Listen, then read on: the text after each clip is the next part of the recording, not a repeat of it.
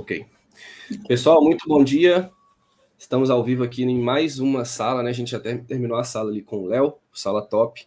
Quem não pôde ver, por favor, veja a gravação, ficou muito bom. Ele falando sobre pilares para uma TI moderna, né? Então, abarcando todo DevOps, SRE e Platform, muito legal. Foi uma das melhores explicações, né, Amanda, que eu já ouvi a respeito desse assunto. Bem conciso e bem resumido. Muito bom. Muito bom. O Léo, ele é demais, né? Ele é muito didático.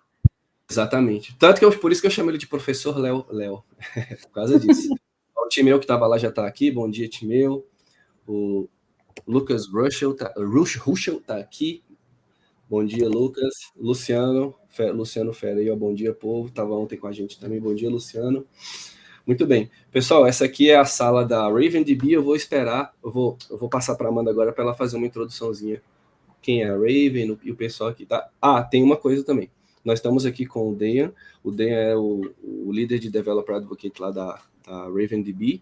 E essa sala aqui vai ser em inglês, tá? Então, assim, não saiam da sala. É uma oportunidade muito boa para vocês aprenderem também o seu listening, escutar, né? Aprender a compreender uma palestra em inglês, né? Se forçarem um pouquinho, porque a gente sabe que no nosso mundo de TI, né? Já estamos cansados de falar isso, né, Amanda? Mas inglês é extremamente essencial. Então, eu vou passar para a Amanda agora. Bom dia, gente. Bom dia, pessoal. Quem está entrando agora vai entrar daqui a pouquinho. Fica aí meu oi. Chame, como eu sempre disse, chame todo mundo, chame a empresa, chame os amigos. A RavenDB é a nossa nova parceira, está chegando ao Brasil para apresentar várias soluções legais para vocês.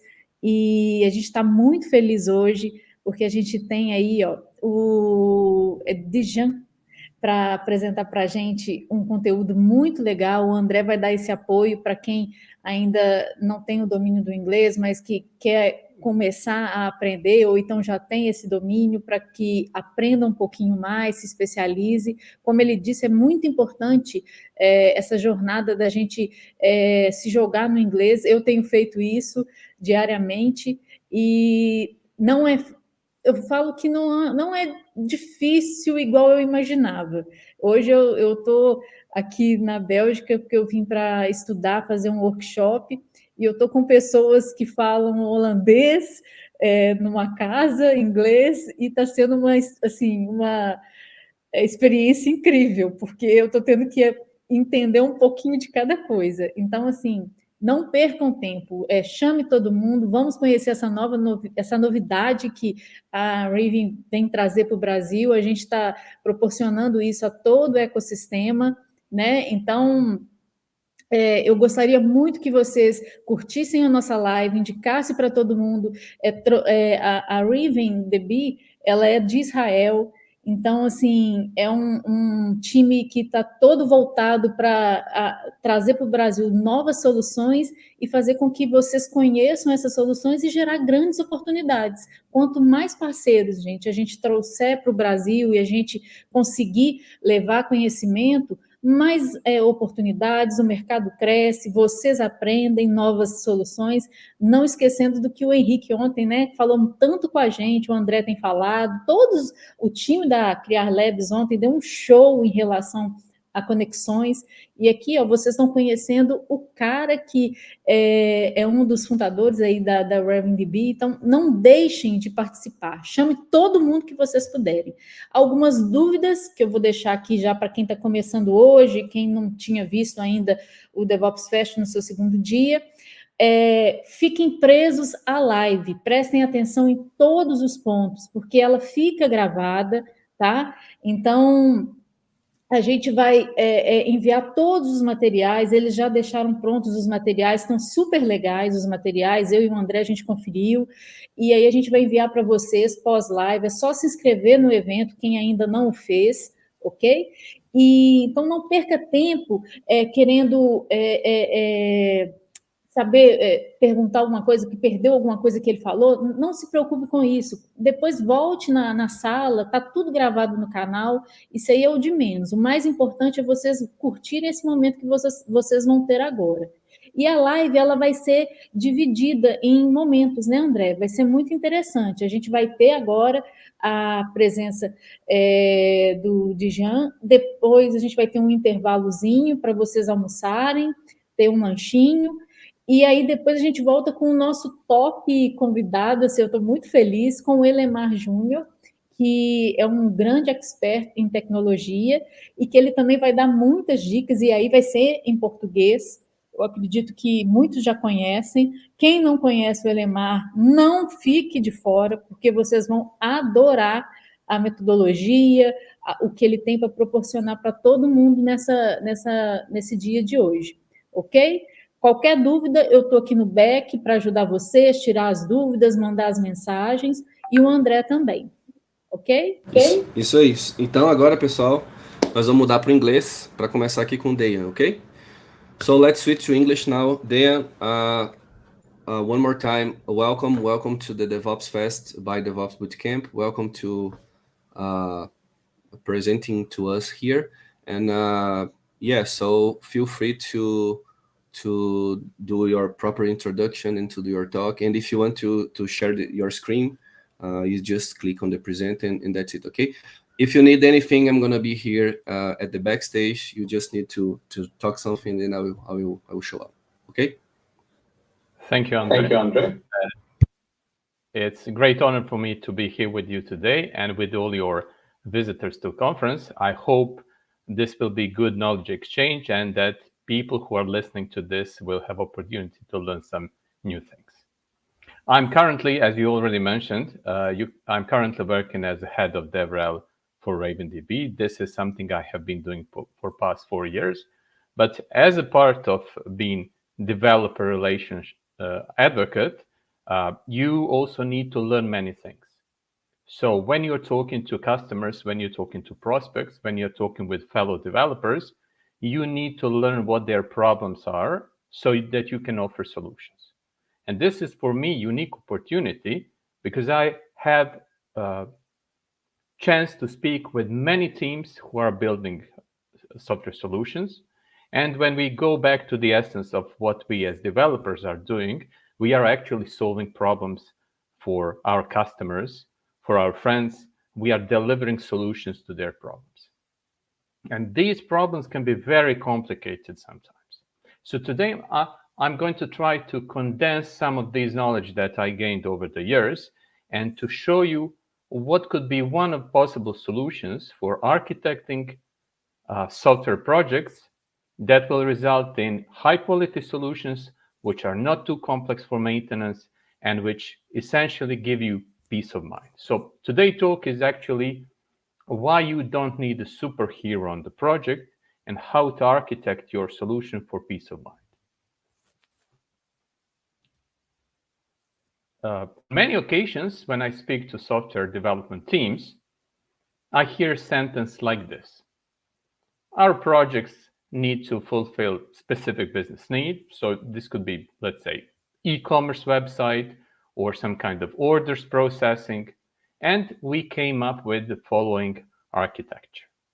So what you're noticing here is we start this sentence with challenge or problem that our customer has, and then we transition to architecture as a solution to this business problem. And this is a bit strange because we started with customer problem and we transitioned onto the architecture as a solution to this problem.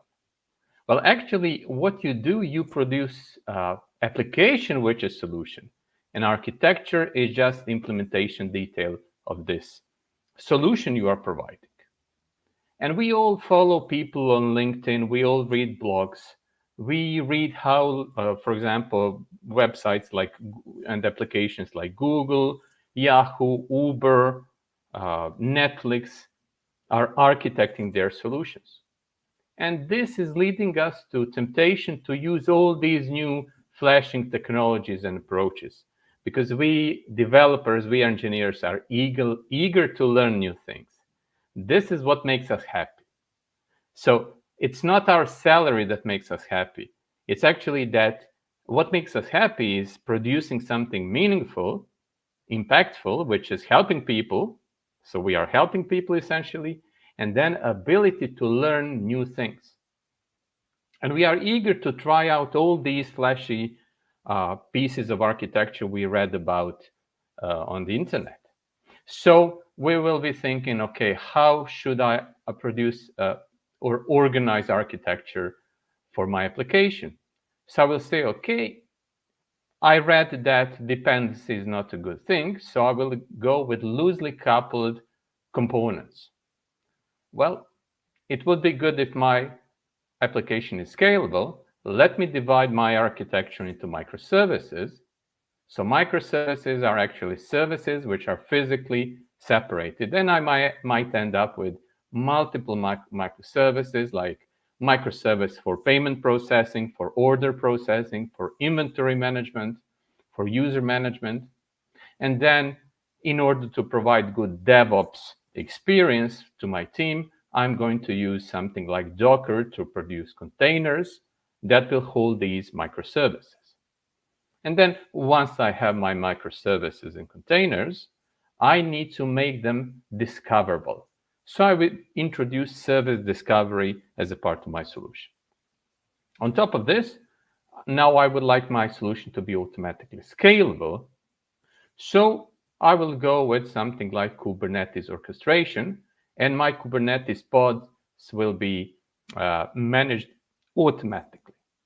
On top of this, I'm already thinking how to build front end. So I will go with some kind of progressive web application, which will provide me responsive experience on the mobiles and desktop machines and touch screens. Then I need API gateway to provide way for this mobile application to hit the backend. I also read that I need to, or it would be good to use event-driven architecture. So I'm going with something like RabbitMQ for asynchronous communication between microservices. And then also I need to provide some solutions for cross-cutting concerns like monitoring, observability, and logging. And you just notice how much time I spent talking about the architecture. I listed at least 10 to 15 various pieces of this puzzle of the architecture. So when you think about what I was just presenting to you, I wasn't talking about the business requirements that my application is fulfilling. I wasn't speaking about what actual application needs to deliver. And you basically could not guess what the system I was just describing was doing. All you heard from me were various pieces of technology. And various pieces of technology I just listed should be just means for building solution that will solve challenges of the customers I'm serving. You could almost say that I'm optimizing my application, not for my users, but for my CV or my LinkedIn profile, because now I will have opportunity to list all these great technologies on my LinkedIn, and I will be attractive in the job market. So key question here is, what should we be optimizing for? For business requirements or for my CV? And essentially, when you look at most business applications today, they are essentially very simple. Most of us are not building embedded systems. Most of us are not building operating systems or databases where high optimization is needed.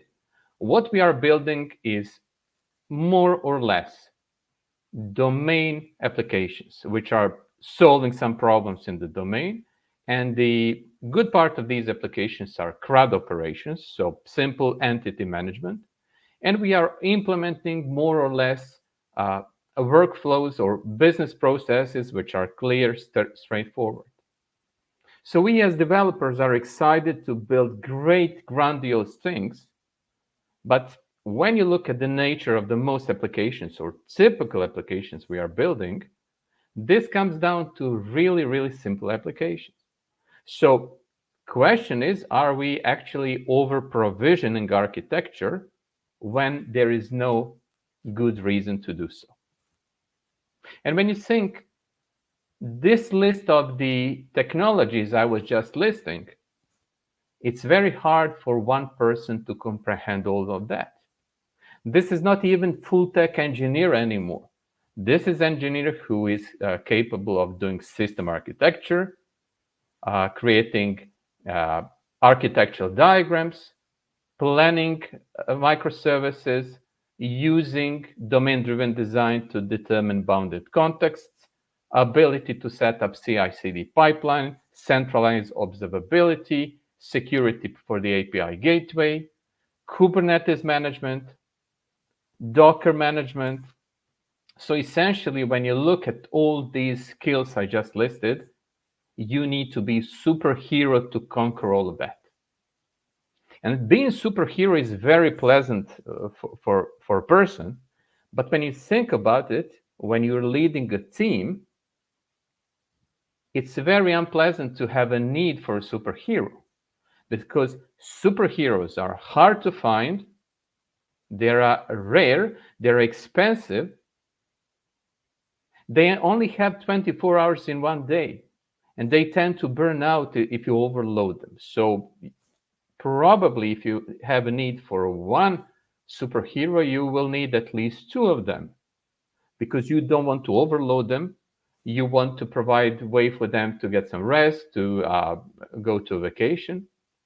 So this is not a pleasant situation for someone who is leading a team and for the team itself. Because if you need a superhero, every single member in the team will also need a superhero. And essentially, when we start analyzing what we need on our projects, you actually don't need such complexity.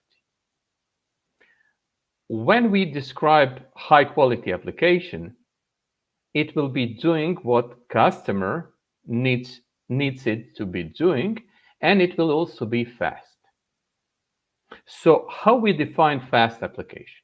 Well, essentially, when you look at some studies, human perception is interesting thing, and it turns out that everything which is 200 milliseconds or faster is perceived by human beings and is instantaneous response. So if I have a button on the screen and if I click on it, if I get response within 200 milliseconds, I will perceive this as instantaneous response by the system. In other words, my user experience with this application will be awesome. It will be great because my application that I'm using is responding right away. I will perceive this as a very good application. Not only that it's doing what I need it to do, it will be also responding to me instantaneously. And for human beings, 200 milliseconds, which is 1/5 of a second, is very short period of time. But for computers, this is very long period of time.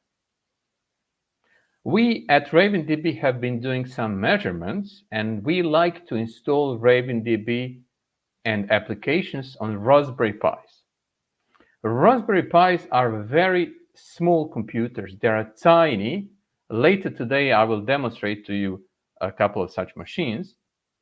And when you look at the configuration, a Raspberry Pi 0 with 512 megabytes of RAM with ARM processors is able to return to you a response below 100 milliseconds, operating on 4.2 million records.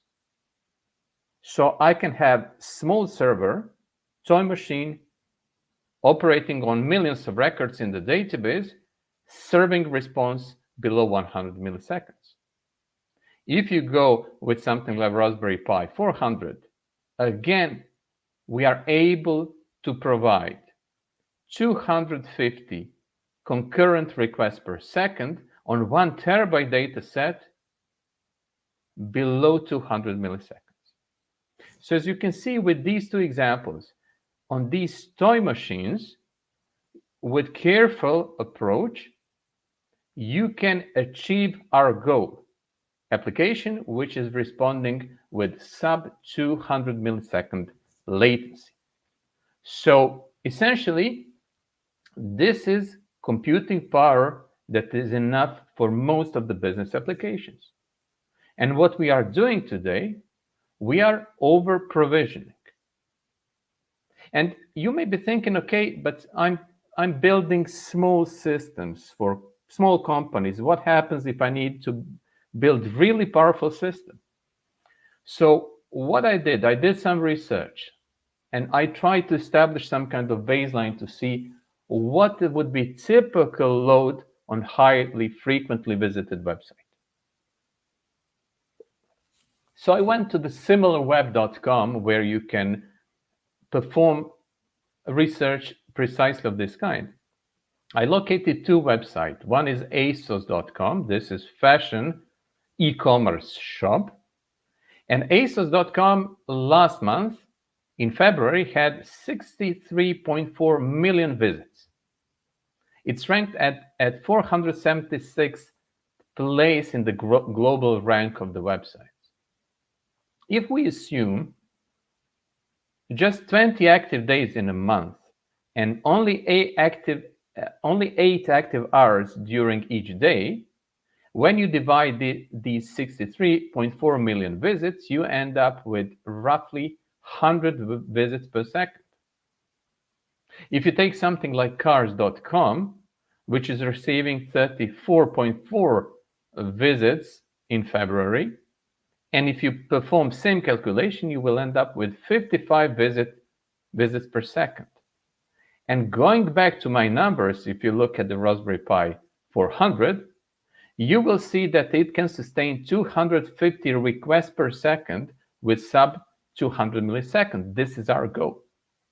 So you could almost say that Raspberry Pi 400 could serve both ASOS.com and cars.com.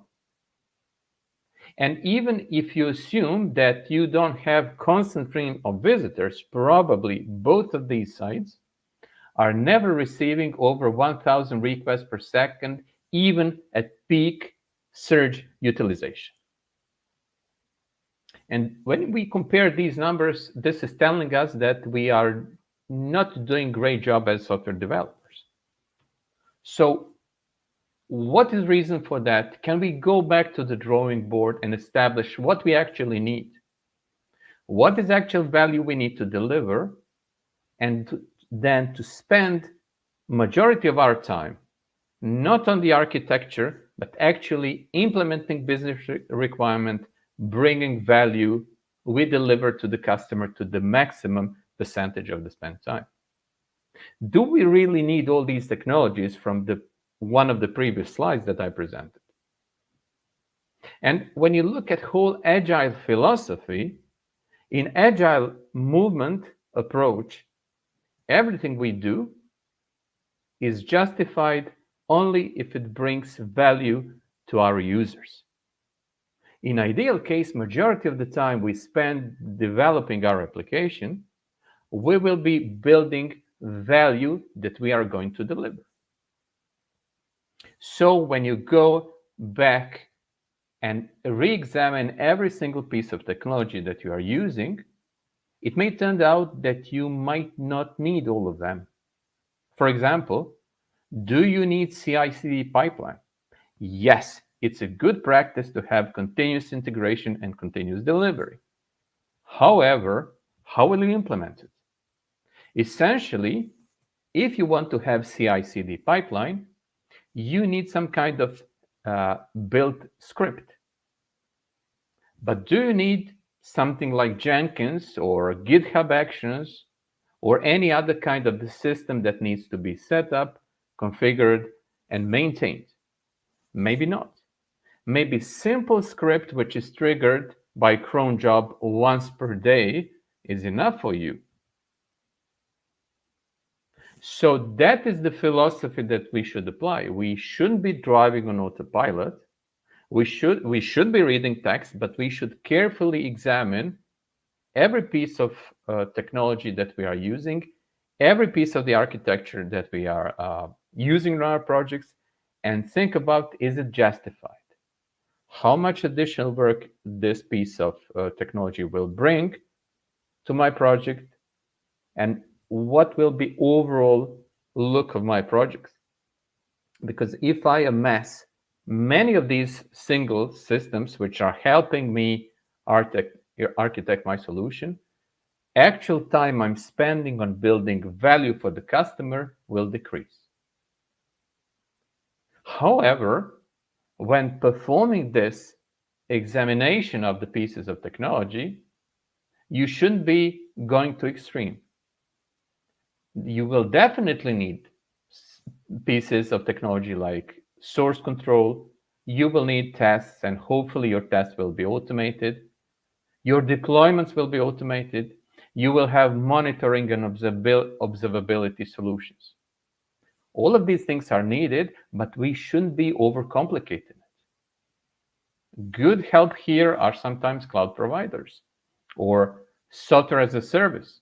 So instead of installing local Git server, we can use something like GitHub or GitLab. And in the good old days, in 60s and early 70s, we were able to do great things with just humble hardware. When you look at the specifications of the machines, of servers or computers that were used to put people on moon, you will find some shockingly small configurations. We can't go back to these old times, but what we can do, we can apply some good principles we accumulated over all these years and start building better systems that we are currently doing. One such principle is so-called open-close principle.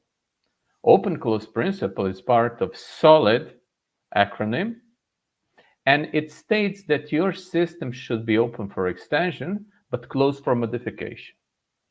And this sounds pretty strange. You want to expand your system with new functionality, but you won't prevent changing of any existing code. Why is that?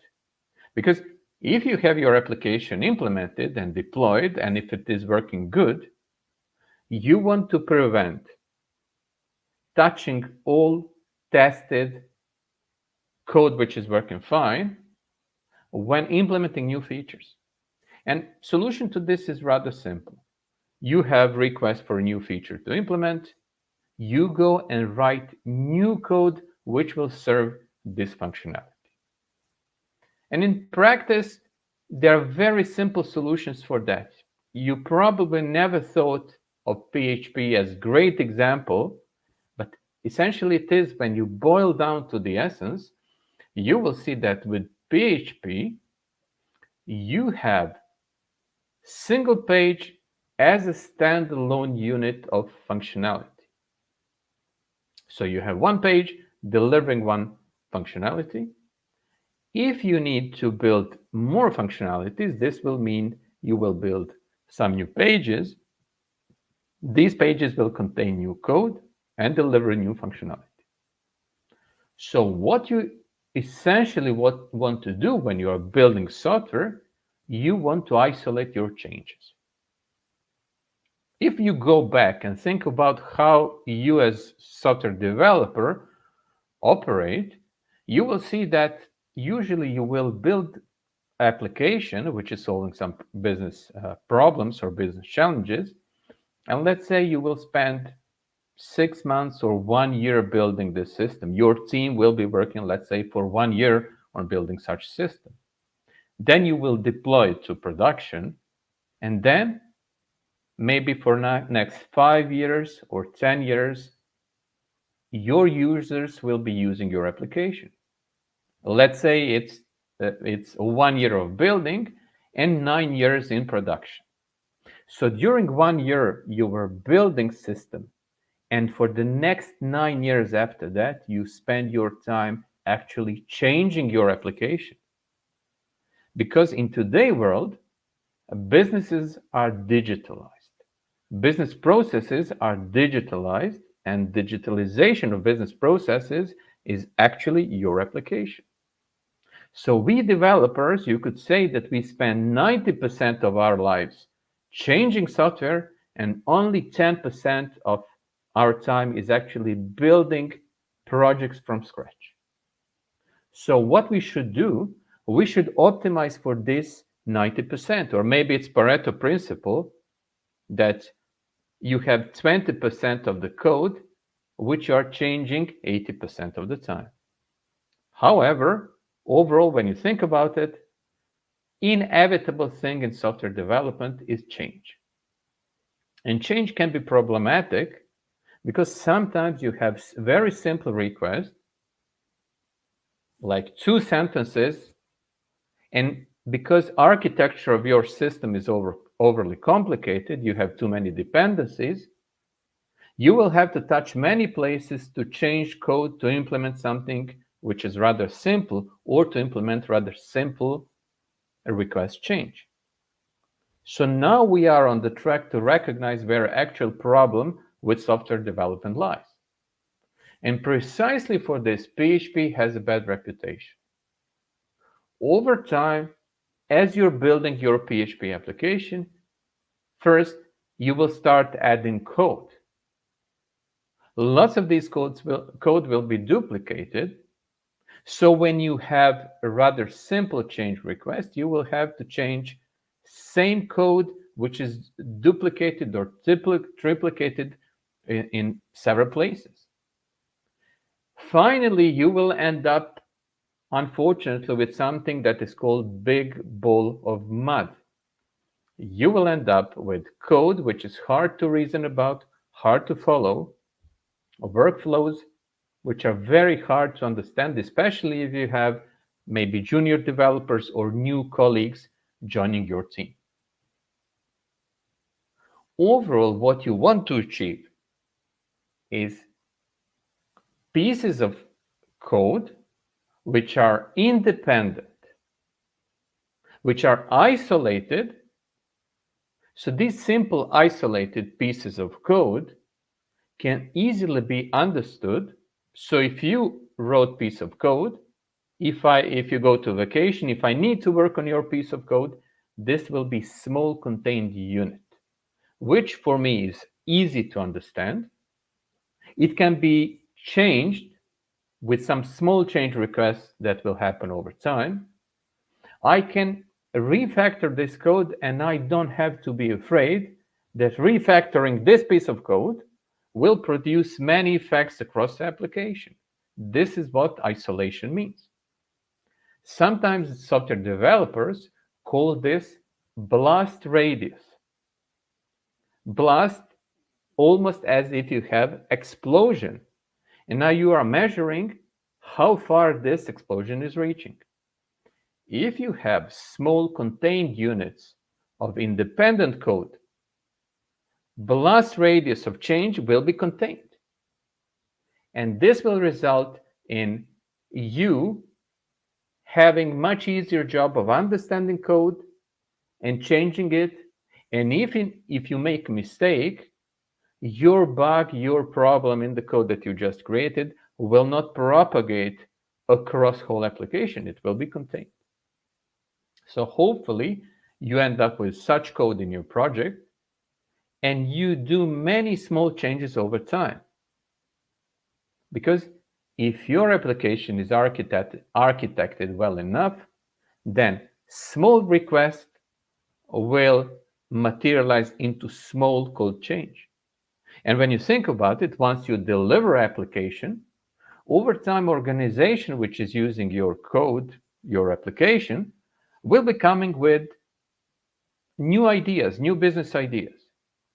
You will add new pieces of code to implement new business ideas, and then they will also have some small change requests for existing features. And then these small changes will also result in small changes in the code to implement their requests. But what is crucial here? The speed of you implementing new requests is actually the speed at which business will progress in the market. So company that is using your software can be first with some idea, but then going to the market with this new idea is dependent on your ability to implement these new requests fast. Proper architecture that you will establish in your code will detect complexity areas and contain them at the core of your application. So at the heart of your application, you will encapsulate complexity, and then the rest of your system will be placed on the edges of the core.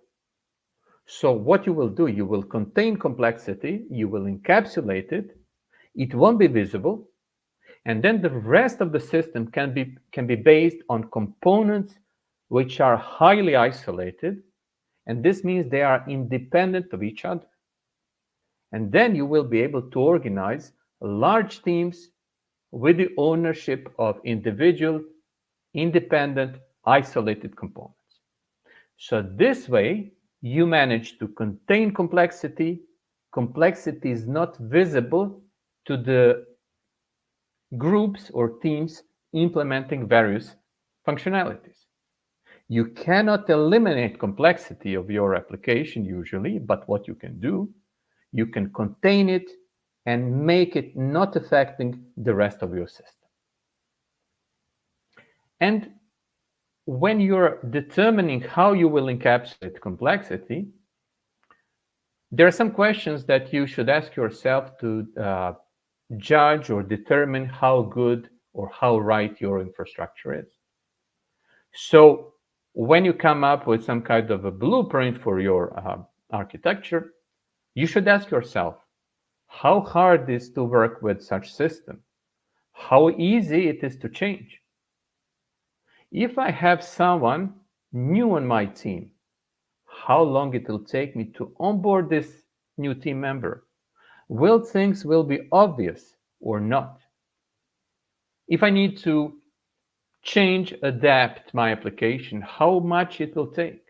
Will small request result in big amount of work or small amount of work?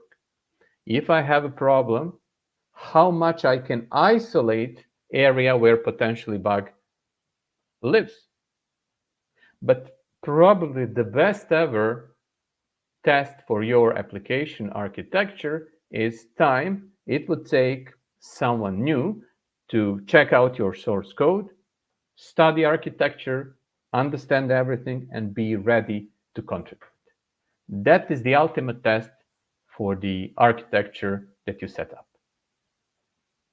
And when you start thinking about typical workflows of the execution through application, you will find out that usually first you can separate your application into front end and back end. And today I'm not going to talk about front end. I'm going to concentrate on the back end. It turns out that approximately 95% of the applications we are building can use infrastructure contained just of 4 major components. That would be routing, which is directing HTTP requests. So usually we expose our backend through a REST API.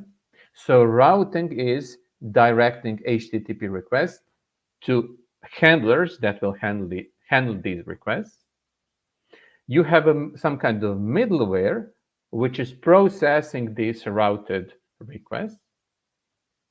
Your code will receive these requests, which are being routed and processed by the middleware, and it will store entities in the database, or it will read them from the database. And final piece of your infrastructure that you need is some kind of queue, which is used to enable asynchronous processing or to enable you to have ability to sustain sudden surge in traffic of your application. So what you can see here are 4 pieces of infrastructure, and on top of this, between the middleware and the database, you actually have your code, which is implementing a business functionality. And what I just did, I limited my infrastructure to 4 major components. And you could say, okay, what I did, I limited number of my choices. Is this a good idea? Well, even though your intuition may tell you, okay, it's good to have many choices, But this approach, this default approach of starting with just 4 pieces of infrastructure will mean that you will have to carefully examine anything additional you need to add. This also means that your projects will have some kind of standardized set of operations they are conducting. And overall, it will make easier for people to understand your projects. So when you are setting up as some kind of, let's say, software architect that every project needs, when you are setting up such standardized set of components, it will usually be enough. Teams will have easy time onboarding to such projects, and they will be able to combine these pieces of infrastructure to cover probably 95% of the projects that they will be building.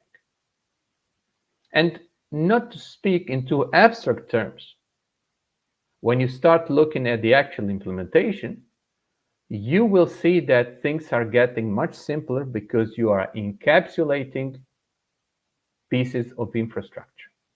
So here on the right, you can see function, which is providing infrastructure for working with the database. This is Node.js.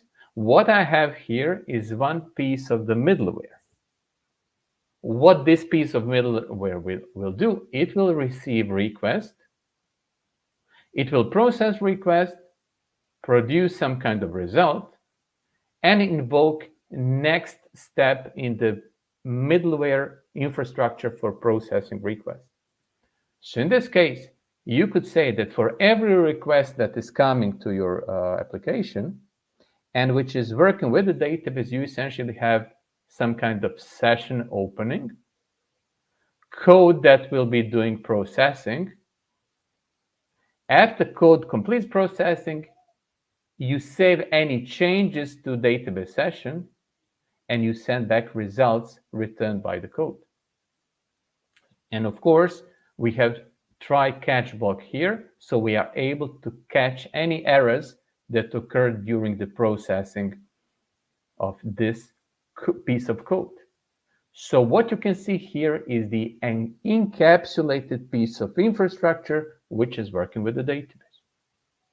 Now, when you look at these 2 pieces of functionality, what you can see here, this is API endpoint for shipping order. And what you can see here is simple transaction script going from top to bottom, clearly describing what we are doing here. So in the first line, we are loading order. We are setting status to processing, and we are storing it back to the database. But what actually happens here additionally is that I want to introduce asynchronous processing. So instead of saving to the database, I'm actually creating a job, and I'm saving job task in the database, and I will process it later. So what you can see here, I'm using asynchronous queue, but I'm not leveraging something like RabbitMQ for processing of asynchronous tasks. I'm going to use good old database for it.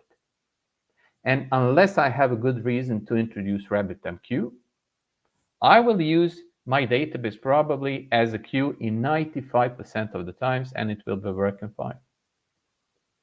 What you can see here is either simpler code, which is fetching order from the database. In this code, you don't see any database details.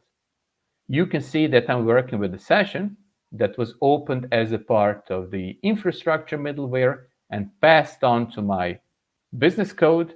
And you can see here that I'm simply fetching, and depending of existence of the owner information in the database, I will either return back this order to one who requested, or I will say, okay, this is not your order.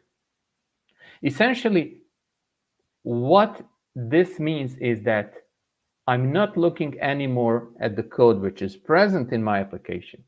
I'm looking at the code which is absent from my application. because the more things are absent, easier my code will be to comprehend. What you can see on the screen, you remember, here I was creating jobs for processing shipped orders. And this is actual code which is doing this processing. So what I'm doing here, I actually have queue processing logic. I'm fetching these tasks or jobs from the database. I'm also fetching, I'm including orders, and then I'm iterating over orders that need to be processed. So I have some code which is computing taxes, and I'm fetching shipping info so I can process actual parcels containing the order. Look at this and go mentally over all the code which is not present here. That's the whole point. What you're looking at is purely business functionality.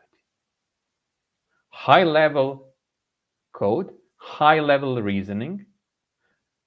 If I'm new to the project, when I look at the code like this, first, I have limited amount of code to understand. In this case, I have 4 or 5 lines.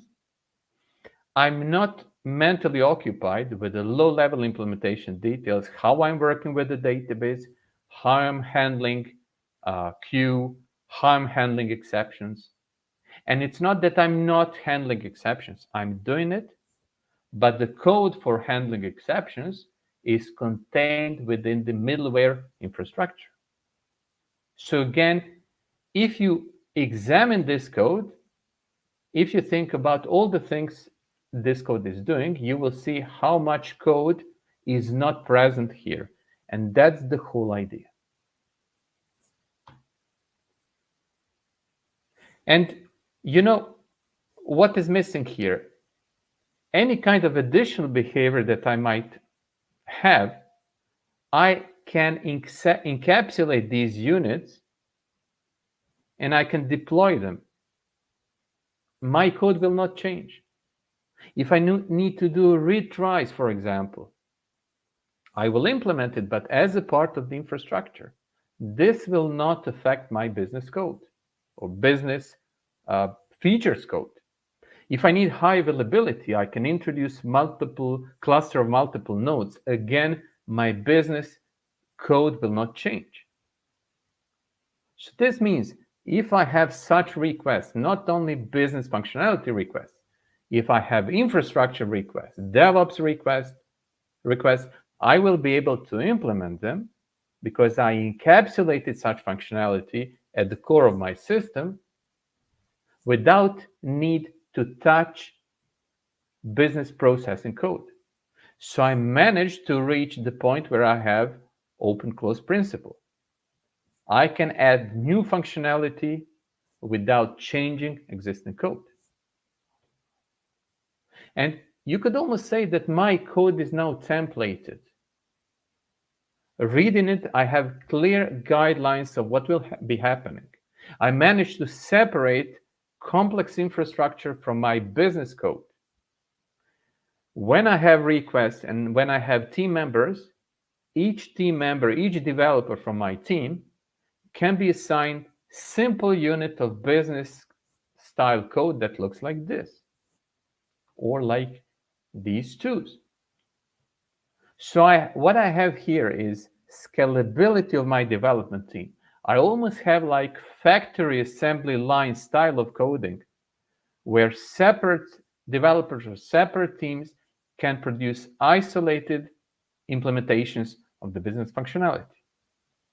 And also when you look at the code reviews, structure will be something simple like this. Open-close principle is not only containing complexity and providing isolation in the pieces of the code, it also have additional benefits like easier, simpler code reviews. Because structure is simple and logical, and when we are implementing new pieces of functionality, we are adding new code on top of existing ones. So reviewing something like this is becoming easier for us. So you see multiple benefits from such approach.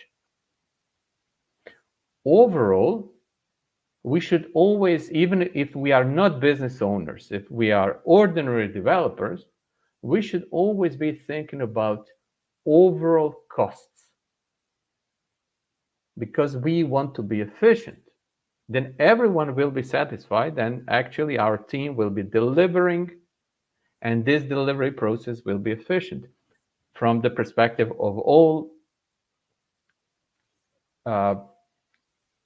participating sites in the project. Once we have infrastructure, we should also be careful how smart our infrastructure is. So let's imagine, for example, a requirement to add a new field in the database. What is the amount of the work that is needed to add new field in the database? So maybe if I'm using relational database, maybe I will first go and write migration script. Then I will propagate these newly added field in relational table and write new bindings between persistence models and actual database. And then since I have business domain model and persistence model, I need to implement mappings, two-side mappings between my domain model and my persistence layer modeling. Then I also need to think how to actually do deploy, because I'm changing database and I'm changing the code. So what will be the downtime, if any, when deploying something like this? So I started with a simple sentence. You remember at the beginning of this talk, I told you, every time you have a simple sentence resulting in large amount of work, this is probably a sign that there is space for optimization. So I have simple requirement, expand this model with a new property, and I may end up doing maybe not even hours, maybe doing whole day of work. Do you really need this? So cases like this one, like I just described, could be good moments to think about what choices you made, and could it be simpler? Infrastructure is actually mutable, or it should be mutable, and these mutations should not be expensive. They should be cheap.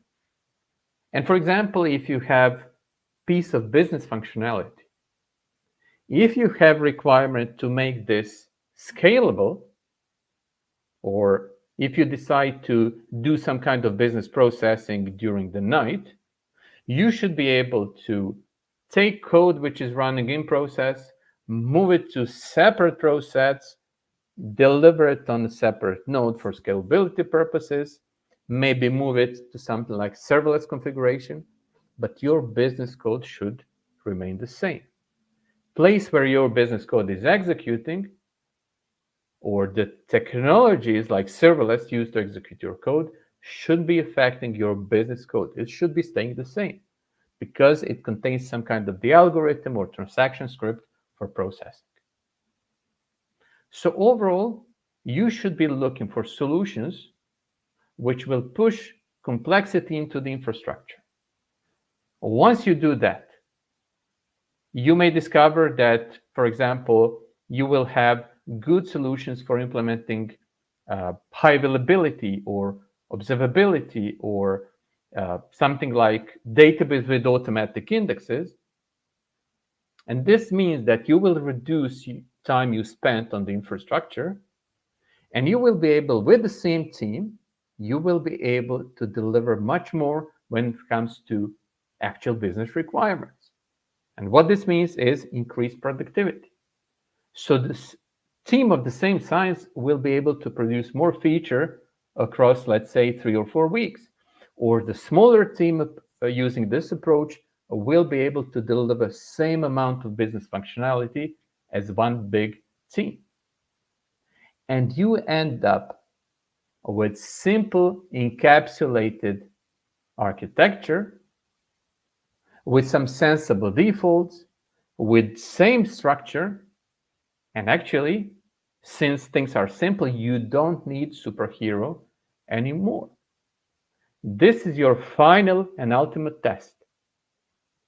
Do you need to be a superhero to understand everything which is going on your projects when it comes to development, business processes, infrastructure, and DevOps?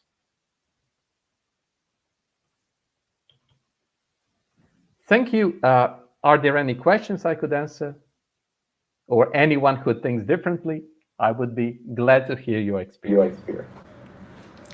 Thanks, Dayan. Thanks for your talk. And yeah, it was like a very interesting talk. It got me thinking in a lot of stuff, especially because I'm one of the advocates for simplifying instead of complexity, you know. And I think that nowadays we tend to add more complexity uh, in our lives, and this of course reflect in our work, in our jobs, and we tend to add complexity in all of the areas of our lives, including our work in the software as well. And I made a comment while we were talking, like I really like this one: optimize your CV or delivery. So that was a very good statement for me. Some people say CDD, curriculum driven development, or hype driven development, HDD as well, you know. Oh, there is a new language in town, so let's use it. I'm going to use it to develop some microservices here because this will be good for my CV. So and of course, and we agree that this is the wrong way of thinking, you know. You need to think about in simplifying your stuff so you don't need to worry too much about the complexities of your system, and at the same time you will make your customer happy, and that's what matters at the end, right? I agree. Yeah, so your talk was very good. Vladimir is saying that your talk was amazing. Thanks for sharing your knowledge. So yeah, Hernani Soares is here as well. Thanks, Vladimir, and thanks, Hernani. Yeah. And this was one comment that I made as well. So your talk was mind blowing for me. So good. Yeah, Amanda, você quer dizer alguma coisa?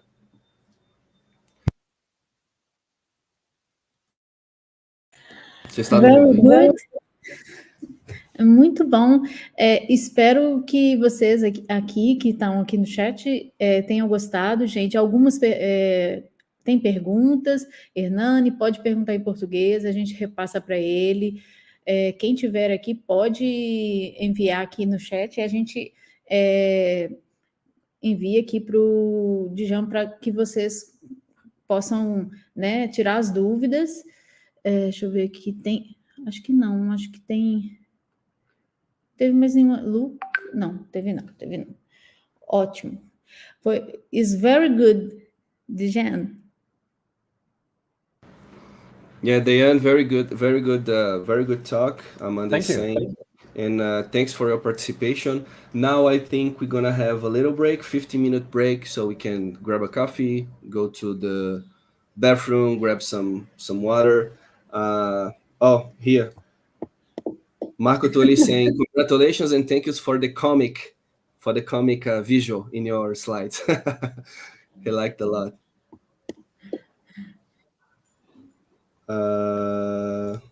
Bruno is saying, congratulations on your talk, very good. Vladimir is saying, here at work, there are some SQL queries so hard to understand. I think the complexity is hard. How to optimize this? Do you have some tips for Vladimir?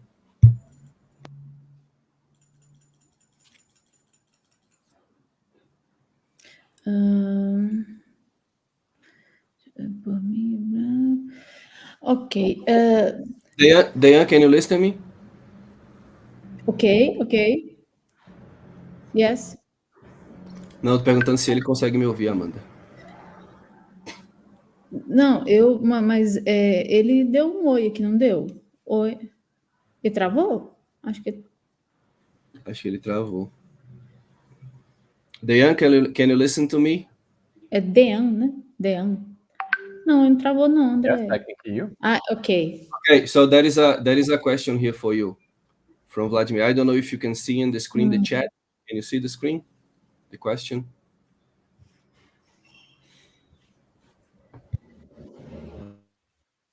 Yes, I can see it. So I will have one more talk today, later on today, and I think I will be able to address this question in the second talk I have, because I will be speaking about some ways to implement best practices when working with the database, and I will give you some historical inception, history of relational databases and NoSQL. So we'll be actually covering this question in more details in 2 hours or 2 hours from now, I think.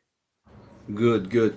Vladimir, ele disse que ele vai ter mais uma talk, eu acho que vai ser às 13 horas, porque a gente vai ter a talk do LMA agora 11h15 a meio-dia, depois vai ter um lunch break, aí às 13 horas ele vai voltar e ele vai poder adereçar essa sua questão melhor, ok? O Vladimir falou, I will be there. Good. Yeah, I think what Vladimir is facing is like, in a lot of places, they tend to put logic inside of the DB query. So, and then you got trapped into that, but cool. Okay. Thanks one more time, Diane, for your time, and see you later. Okay. Bye. See you.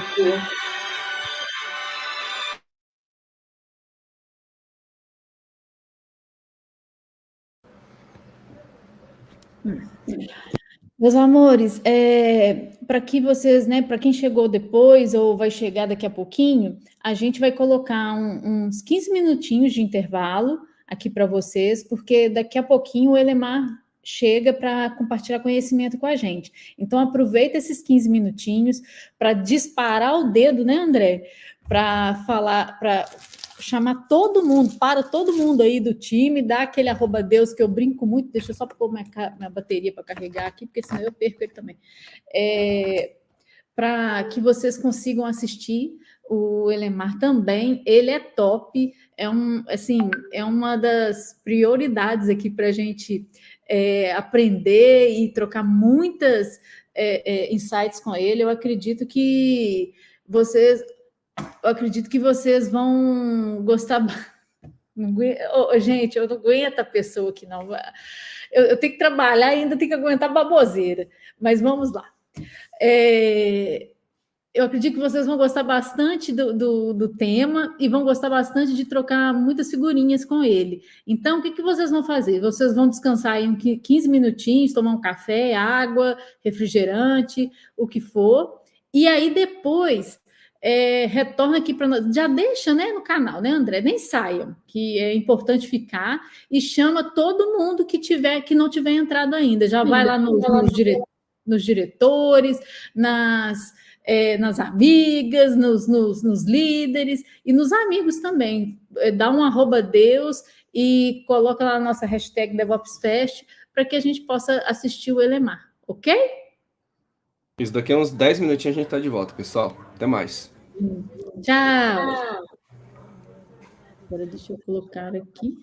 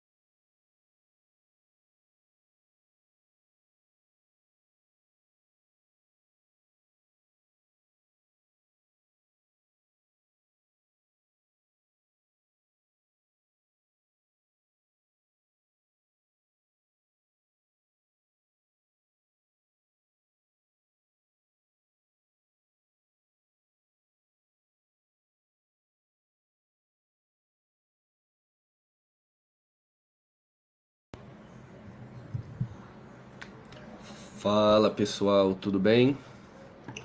Voltamos aqui. Parece que houve um probleminha lá com o Elemar e ele não entrou ainda aqui na nossa live. Então vamos fazer o seguinte, Amanda, vamos dar aquela uma hora aí de almoço aí pra galera, né? Na verdade vão ser umas 2 horas, eu acho, porque até meio-dia, depois meio-dia 1. E aí a gente volta às 13 horas com o Dejan de novo, falando mais ali. Aí vai ser uma palestra mais técnica sobre o RavenDB, né? Você tá no mudo, Amanda. Não, assim, eu estou em contato, né, com a Elke, que está fazendo essa ligação com o Elemar. Assim que ela me retornar aqui, a gente também fiquem na nossa sala, meus queridos, porque aí a gente pode já conversar com vocês, assim, ele entrando, a gente tendo já só um retorno dele, que eu acho que ele teve algum atraso na agenda dele, e aí a gente já coloca ele em contato. Aqui, ó. Ela acabou de falar, André, 11h30. Ela pediu até 11h30, que ele teve um atraso. Só mais 3 minutinhos, então, né? Isso, acabou de enviar. Beleza.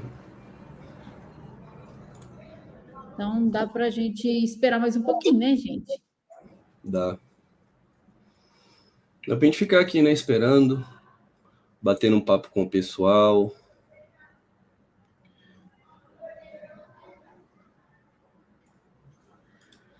Quem ainda tá aí, galera? Joga no chat aí. O que vocês estão achando? O que vocês acharam da primeira palestra do Dejan?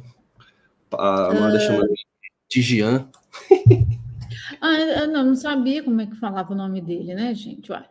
Mas aqui, conte para nós o que mais vocês precisam, né, saber, quais as maiores dúvidas que vocês possuem. O André, ó, é craque em carreira, já trabalhou fora, então tem muita coisa aí que a gente pode absorver do André. Eu falo já doidado, né, gente? Todo mundo já me conhece, então fica mais fácil, mas eu acredito que tem muita coisinha aí que a gente pode ajudar na transição de carreira também. Ô, Amanda, o Renato tá perguntando aqui, ó, que se a sala aqui da Raven vai recomeçar às 13, aí como fica a sala da Palo Alto, que tá agendado para as 13h30, né? Pessoal, como é um evento assim, vai ter hora em que às vezes atrasa uma palestra, ocorre essas coisas, isso é normal. E aí vão ter alguns minutos, né, de salas em paralelo, né? O bom é que as lives ficam gravadas, e aí, se você, poxa, eu queria ver a da Palo Alto também, então geralmente ele demora, tá marcado às 13h30, mas aí a palestra demora uns 10 a 15 minutinhos, né? Porque tem que esperar a galera chegar, tem as boas-vindas, esse tipo de coisa. Mas é assim que funciona, né? E aí, se você perdeu o começo e tal, dá para você voltar, né? As lives ficam gravadas justamente por isso, né? Pra gente, para vocês, no caso, terem a oportunidade de não perder nenhum segundo, né? Igual ontem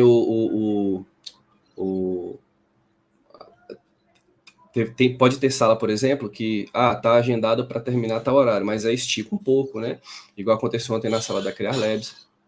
Mas isso é legal, porque a galera vai participando, vai comentando e tal, então a gente não quer cortar o barato e, não tem tempo mais e tal, a gente sabe que brasileiro, seja pro bem ou por mal, a gente não funciona muito assim, né? A gente sempre dá um jeitinho de esticar as coisas aqui e tal, né? Mas essa é a ideia, as lives ficarem gravadas para a galera poder voltar, né? Não, e outra coisa também, no caso da Palo Alto, a gente até colocou para começar após as 13h30, assim, quase que como vocês na Criar Labs, até por conta do almoço, né? Porque geralmente o pessoal tem esse período aí de almoço meio diferenciado, né? Cada um almoça num horário, então os meninos também estão cientes disso. E a gente daqui a pouquinho já começa a rodar até o link da sala nas redes, para que o pessoal, se quiser, já entre, já fica aguardando. Pode ficar tranquilo, Renatão, que não vai atrapalhar o conteúdo, não. Beleza? Deixa eu ver aqui. Já deu 11h30? Deixa eu ver. Mas é uma coisa que eu vi aqui hoje.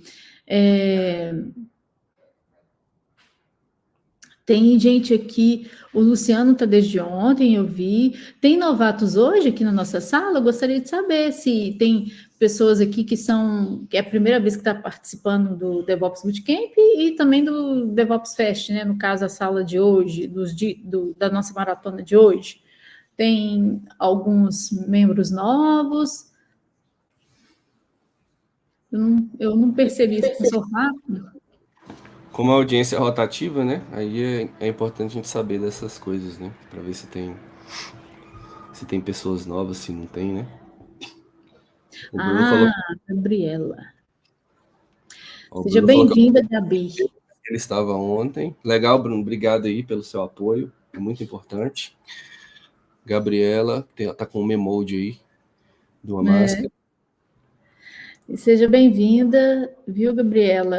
Espero que você esteja gostando. Tem muito material aí no nosso canal, nas redes sociais. A gente está sempre compartilhando os eventos que a gente realiza, os projetos.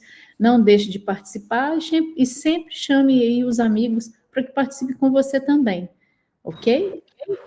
Ela está agradecendo aqui, a Gabriela. O Ailton falou que é o segundo dia dele também. Brigadão, Ailton, pela sua presença também, muito importante. Uhum.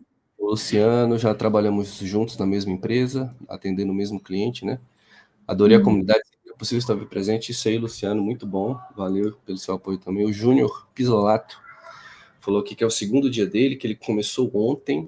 Legal, Júnior. Por que você começou? Você está interessado por DevOps agora? Como é que é? Você está começando na área ou você começou a assistir o evento ontem, que começou ontem, né? Deixa a gente saber aí. Marilise Morona fala que está sempre. Legal. Romário Campos, Romário tem nome de craque aí. Ô, Gabi, qual que é a sua área de atuação? Depois conta para a gente, o Júnior também.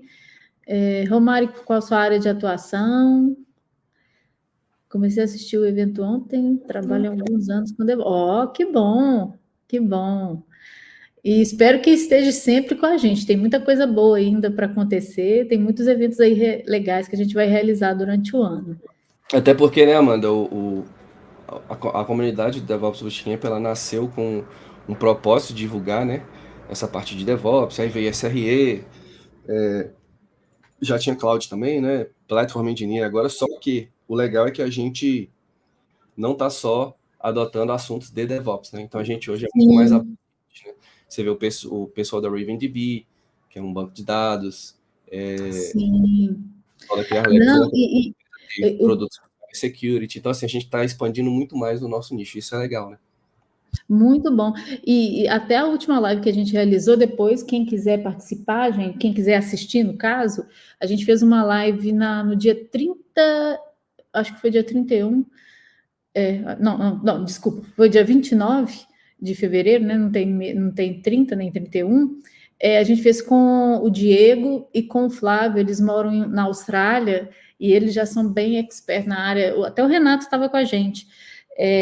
Em DevSecOps e também inteligência artificial, e foi muito bom, assim, trouxe muitos insights, a gente vai até repetir, porque o assunto rendeu demais, e tinha alguns assuntos voltados para a IA que a gente não conseguiu compartilhar por conta do tempo. E eles têm bastante seguidores, porque eles já realizam treinamentos com a turma no Brasil todo. Então, quem quiser também conhecer um pouquinho deles, é só ir lá no nosso... Aqui no canal mesmo, pegar o DevOps Bootcamp Live 32. E eles deram um show para a gente nesse último mês, e a gente está combinando aí de fazer alguma coisa bem legal. O Luciano está mandando recadinho para você aí, ó, André. Hoje nas empresas. É verdade, Luciano. Concordo plenamente com você. Qual seria o caminho para se adequar? O caminho é esse, Luciano, é adquirir conhecimento, não tem jeito, né?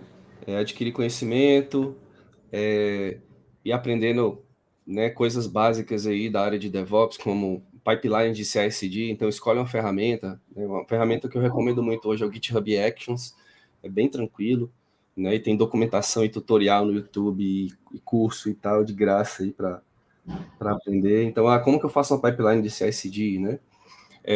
Docker, hoje é imprescindível, né? A grande maioria das aplicações estão todas dockerizadas, então tem que aprender Docker. Eu acho que o começo seria aí, né? E alguma cloud de sua preferência, seja Google Cloud, Azure, AWS, Oracle Cloud, né? Tem inúmeros sabores de cloud aí, de vendors de cloud para você escolher, né? No final das contas, a maioria dos serviços básicos que todo mundo usa, que tem uma cloud, tem outra, né? Eu acho que o começo seria isso, aprender CI/CD, pipeline, né? Vai, escolhe um GitHub Actions, escolhe uma cloud de sua preferência, né? Dockerizar aplicações e fazer projetinhos do tipo, como eu pego essa aplicação dockerizada, como eu dockerizo ela, e como que eu faço uma pipeline para pegar esse container e jogar em produção, sabe? Coisas desse tipo, né? Mas como você falou, né?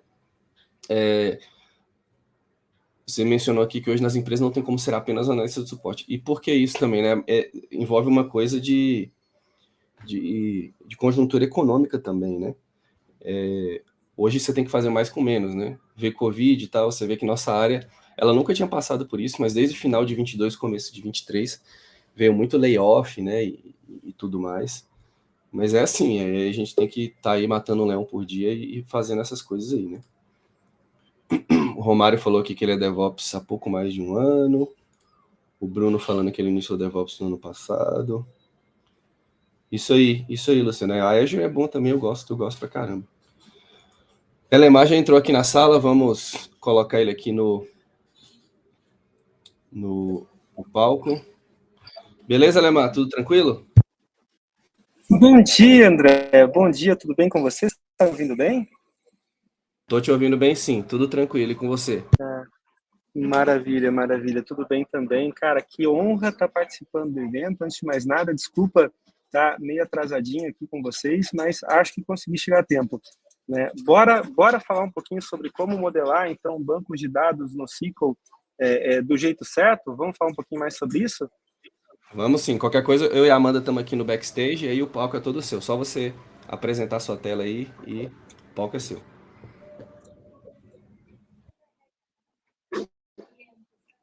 Tá bom. Já tô iniciando aqui a apresentação. Eu conto eventualmente com a ajuda de vocês aí para me dar feedback caso a gente não consiga fazer a coisa no tempo bonitinho, se por acaso tiver alguma coisa com áudio que não seja tão boa, tá? Eu vou aqui compartilhar então minha tela com vocês. Vocês continuam me ouvindo bem? Antes de mais nada, tudo certo? Sim, continuamos, tudo tranquilo. Muito bom, muito bom. Então, assim, o grande ponto, e eu acho que esse é uma discussão importante, eu vou aqui adicionar, estou com a minha tela para adicionar para vocês, se vocês puderem adicionar a tela, por favor, para mim. Isso, perfeito. Olha só, o grande desafio é como é que a gente faz para poder modelar bancos de dados no SQL, né? Vocês sabem que eu trabalho já há alguns anos no desenvolvimento de bancos de dados no SQL, entre eles o RavenDB, né? RavenDB é a solução que eu tenho colaborado para poder desenvolver nos últimos anos. E, caras, assim, de verdade, o desafio que a gente encontra muitas vezes quando a gente vai falar sobre a adoção do banco é garantir que o banco efetivamente tenha sido planejado de uma forma a respeitar as características de um banco de dados que é no SQL. Ou seja, você pensar num banco de dados de documentos é muito diferente, ou é significativamente diferente da forma como você faz para pensar num banco de dados que é relacional. Deixa eu ver uma coisa, o meu host continua comigo aqui? Você pode voltar comigo para a transmissão, talvez? Você volta para a gente poder trocar ideia? Sim? Não? Talvez? Bom, enfim. Posso sim. Posso, sim. André, fica comigo que a gente faz essa coisa como bate-papo e aí eventualmente você vai tirando dúvidas comigo também, fica legal para todo mundo. Olha só. Então, André, eu estava dizendo que, poxa, você modelar um banco de dados relacional é bem diferente você modelar um banco de documentos. E muitas vezes, quando as pessoas vão modelar bancos de documentos, elas vão com uma série de ideias pré-concebidas ou simplificações que acabam muito mais atrapalhando do que ajudando na hora de você fazer a modelagem. Hoje eu quero compartilhar com vocês aqui algumas dicas práticas, né, que efetivamente eu tenho usado já há bastante tempo para poder facilitar esse trabalho de modelagem, tá? com ênfase, obviamente, ao RavenDB, né, que é o banco de dados que eu colaboro também com o desenvolvimento, que é um banco de documentos, tá? Antes de mais nada, só para a gente poder alinhar, vamos tentar entender algumas coisas aqui por fundação.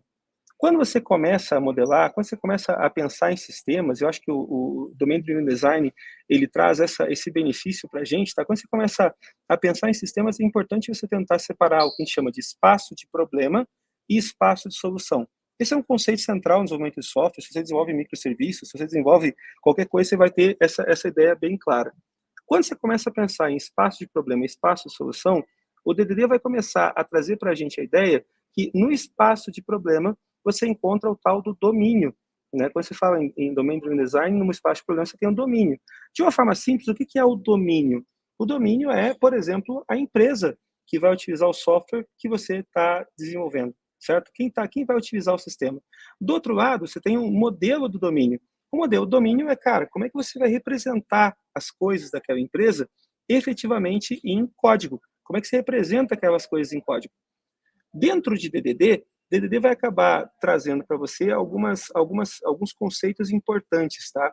Você tem questão de serviço, você tem questão de agregados, de entidades, de value objects, assim, a gente tem uma série de padrões táticos que você acaba utilizando para poder representar melhor o problema no modelo do domínio. E, obviamente, você tem também aqui uma outra divisão, aqui fica uma dica interessante, tá?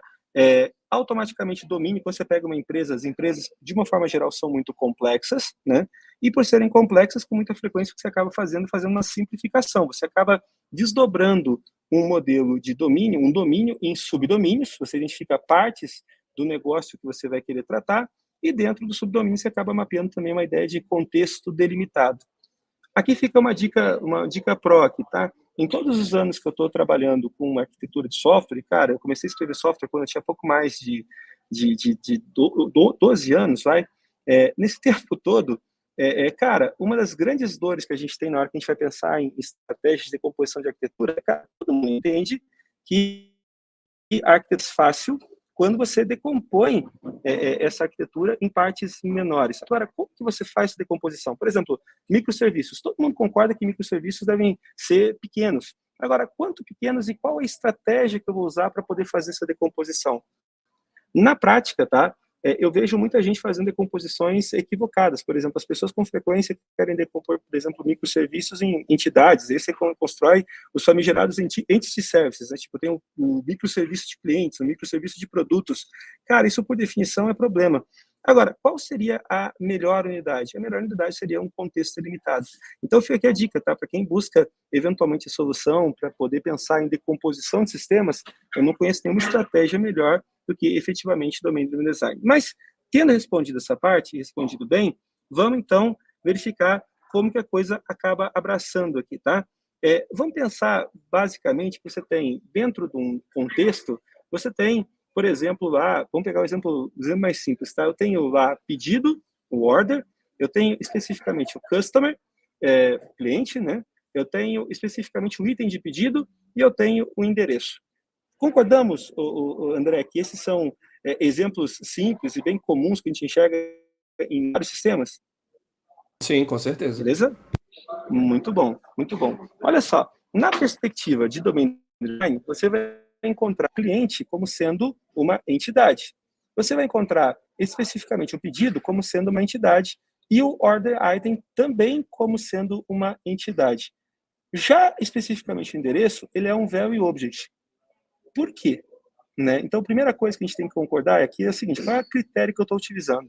Geralmente, cliente, pedido e item de pedido, você vai saber que está tratando do mesmo cara quando você analisa um ID. Então, mesmo que você tenha duas instâncias na memória de dois objetos de cliente, você sabe que é o mesmo cliente se você tem o mesmo ID, certo? Então, o ID é o cara de base de comparação. Você tem, eventualmente, uma entidade que está mais atualizada, outra menos atualizada, mas é o ID que manda. No caso do endereço, a comparação é sempre estrutural. Você sabe que você está falando do mesmo endereço quando você está efetivamente comparando todos os campos. Todos os campos precisam ser iguais para você assumir que você está no mesmo endereço. Então, teoricamente, você não deveria ter um ID especificado para um endereço, sua perspectiva de modelagem para DDD. Aí você fala, mas Lemar, no meu banco de dados relacional eu coloco um ID, porque eu tenho uma tabela de endereços potencialmente. Cara, se você coloca um ID, você faz isso porque você precisa de uma chave estrangeira, eventualmente, para poder fazer uma conexão. Mas essa é uma demanda de um banco de dados relacional, não é uma demanda do objeto, do valor em si. Então, a primeira coisa que você faz para começar a modelagem de um banco no SQL, é tentar entender claramente, cara, quais são as suas entidades e quais são os seus value objects.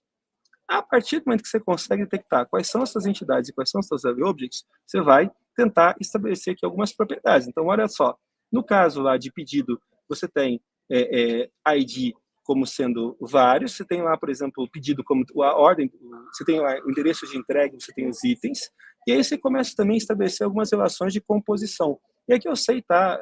Composição e agregação. E aqui eu sei, meu amigo André, que eventualmente você vai dizer para mim, poxa, Lemar, você está parecendo velho aqui fazendo uma representação com ML, tá? É que, às vezes, cara, o ML acaba sendo o melhor jeito de você representar as coisas.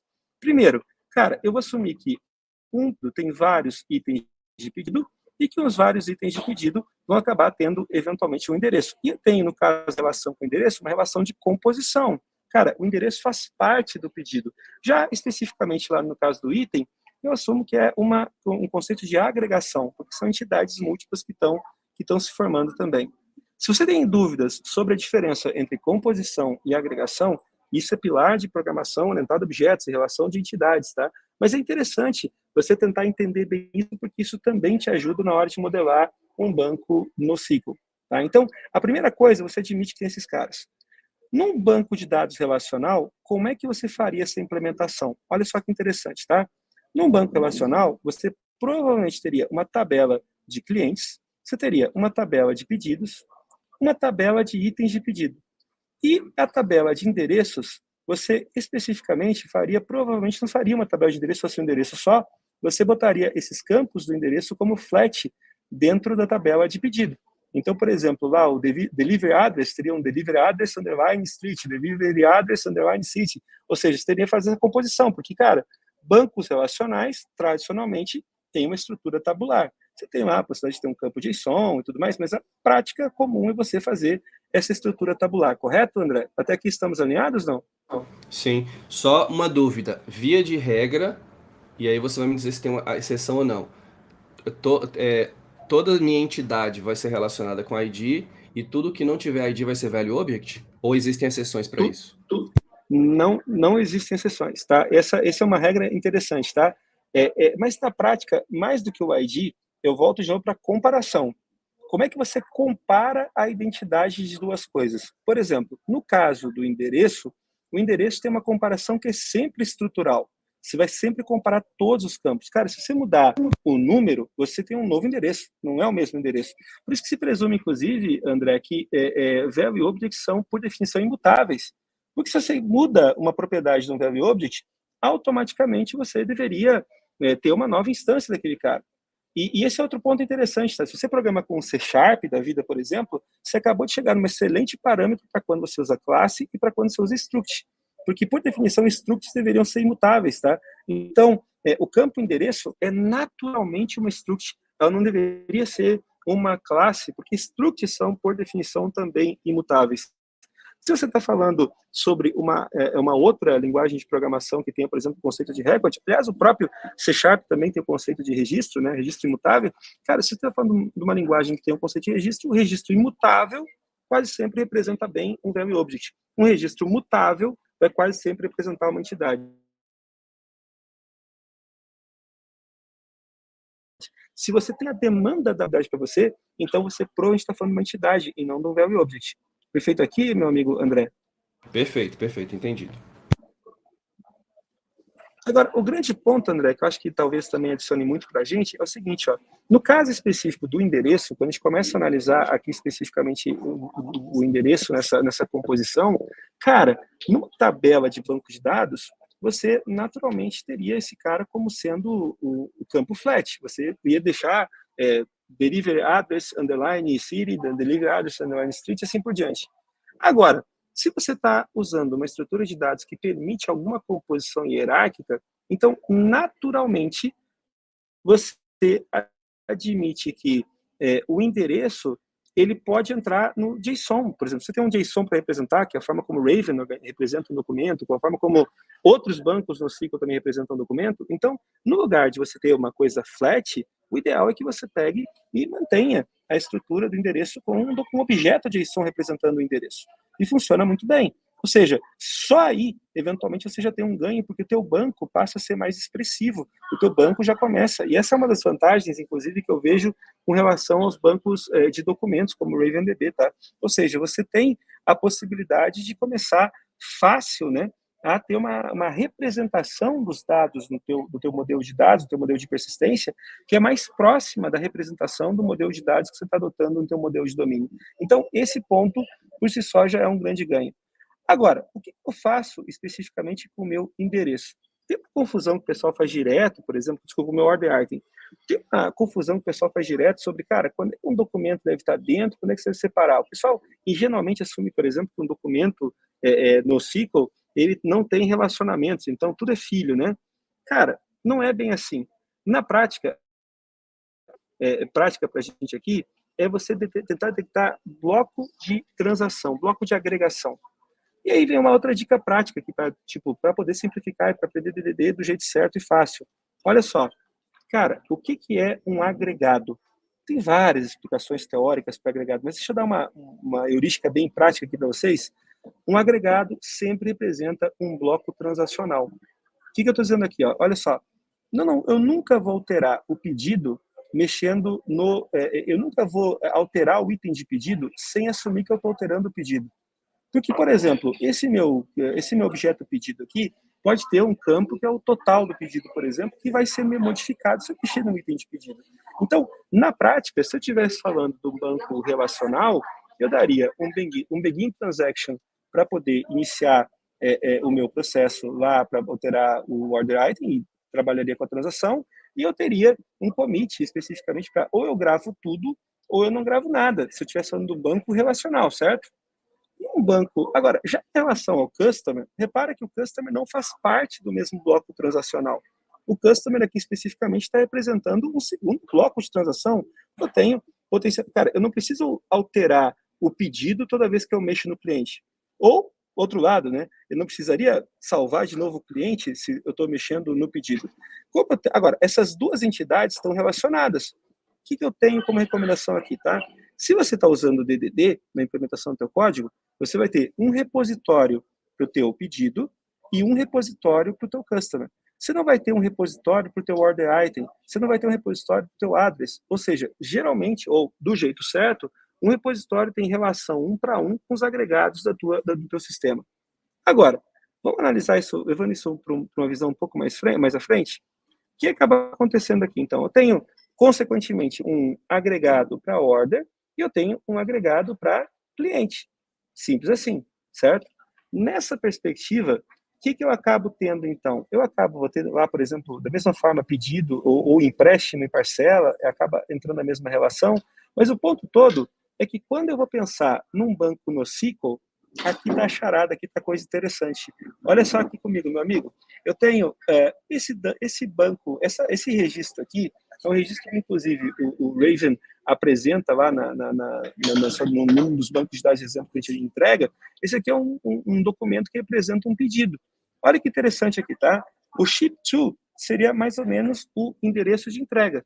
Cara, o endereço de entrega, repara que aqui eu não tenho nenhum ID. E por que eu não tenho nenhum ID? Porque esse cara aqui não é uma entidade, ele é um value object.